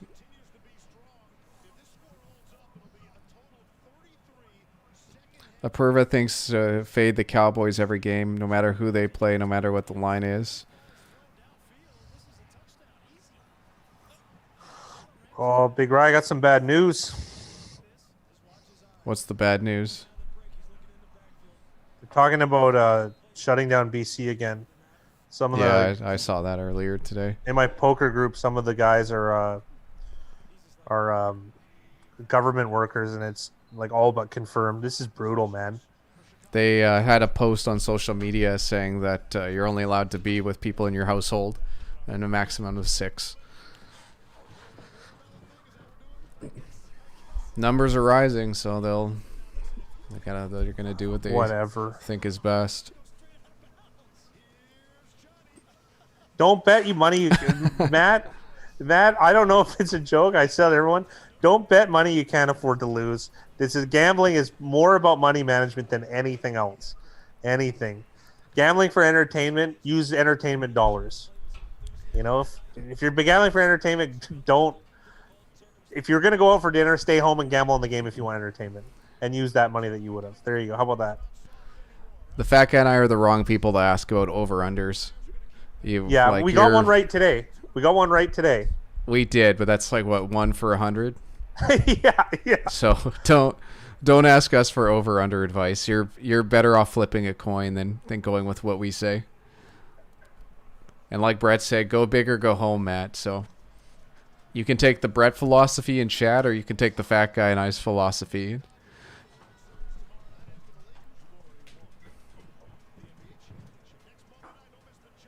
It's easier to ask for forgiveness than it is for permission. And that's from one of Jackson's philosophy classes from 2 That's years true. ago. It's so funny. No money, no honey, Matt. That's going to be one expensive blowjob. Brett says don't take my advice. This is so funny. What a great time. That game ended up being a little bit of a stinker near the end, but whatever. I got the game last night was so good. I mean, I don't know. I'm still high on that one.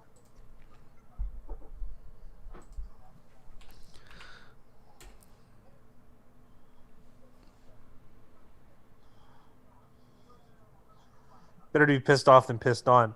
Depends what you're into, Jolly Roger. I'm sure R. Kelly would disagree.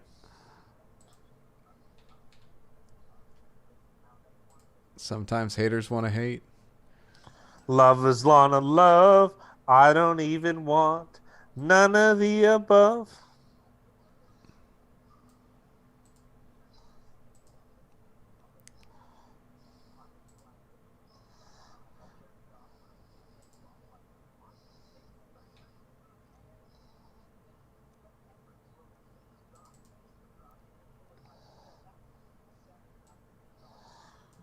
I just saw a great catch by Gerald Everett. Yeah, Cowboys are going to be a good lightning rod for talking points, because now they can go from they're going to be so good at the start of the year, then to what are they going to do now that Prescott's hurt, and now that they're so bad, is it rebuild, tear down? They get all the storylines. You own a restaurant, Matt Reed? That sucks. My family owns a bunch. I work at one 2 days a week. It's just brutal. My family owns liquor stores too, so they've been pretty fortunate that those businesses have been offsetting, but they got really, really, really hurt. I went to one of them on Friday to try and support it a little bit, but just tough. John Stacey brings up another good point. If Mahomes has COVID, the NFL has a chance they might move that game. That's a really good point, because why? I mean, that's like the face of the NFL right now, is it not? Here, I gotta take an antihistamine. I'm gonna have a breakout here. Holy. Tough guy, the fat guy here, taking a break to take a pill. I'm allergic to cats, okay? I live in a cat house.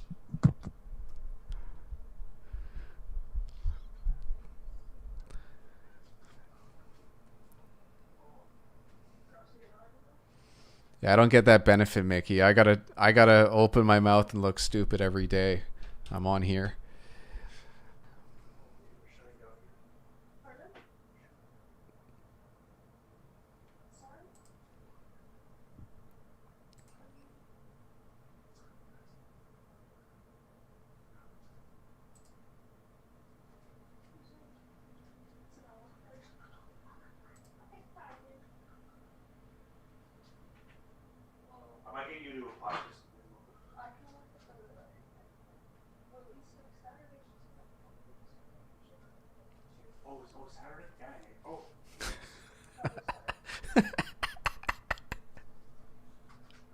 Mr. Fuse is back and he's gonna get that PS5. Man, fuck, that was salty. Oh, excuse me. You know the best part about that What? is I'm gonna do something like that for a PS5. You know what? I could take the camera off and show you the PS2 that's still plugged in. That works. I got Vice City. What else do I need? As long as you got Mario Tennis, what else do you need? I do have Mario Tennis. Oh, by the way, our friend that likes to play Mario Tennis that has a certain type of problem. Yeah. He showed up drunk at the house, and I let him stay for half an hour, 45 minutes, and I crushed him in Mario Tennis, and he went on his way. Wow. Very interesting for the viewers at home. Yes. Oh, you're Canadian too, Matt Reed? Trudeau's Serb? What city are you in, Matt?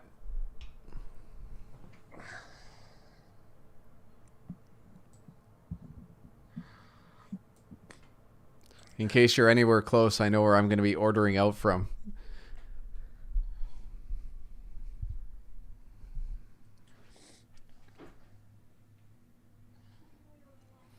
So 999 Art managed to win the T-shirt this week, going 11-3, You're back. and then getting a 30 for his OU prediction. This chicken dinner is good.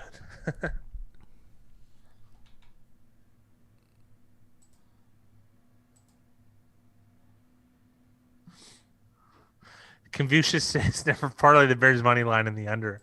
You could have done Rams in the under. That would have worked out just fine.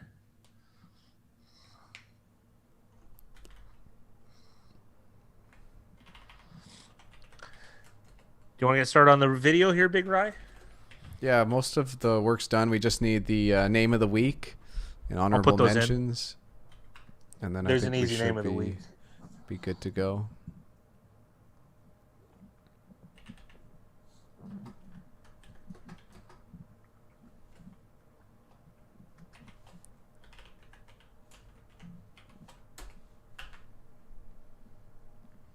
Oh, nice. You're in Calgary?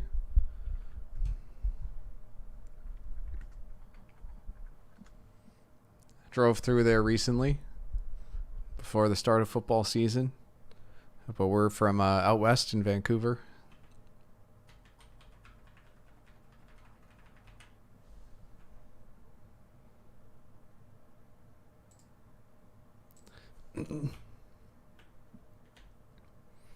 All right, guys, the fat guy and I are going to call it a stream, get started on this video, and we'll have it out early tomorrow morning. And then just we'll also have a video out sometime this week explaining the membership. I know a lot of you guys have heard it already, so you guys know what the deal is. If you don't, just check out the video we put out sometime this week. Josh Allen says, take the Chiefs and the points. You're not going to be popular. I'm going to turn this stream off right now before it gets before people get angry. But appreciate everyone stopping by. Congrats to everybody who won tonight. In the league, where are they playing? Oh, Matt's got family in Kelowna. Kelowna's a beautiful place. Absolutely. But have a good night, everybody. We'll see you guys.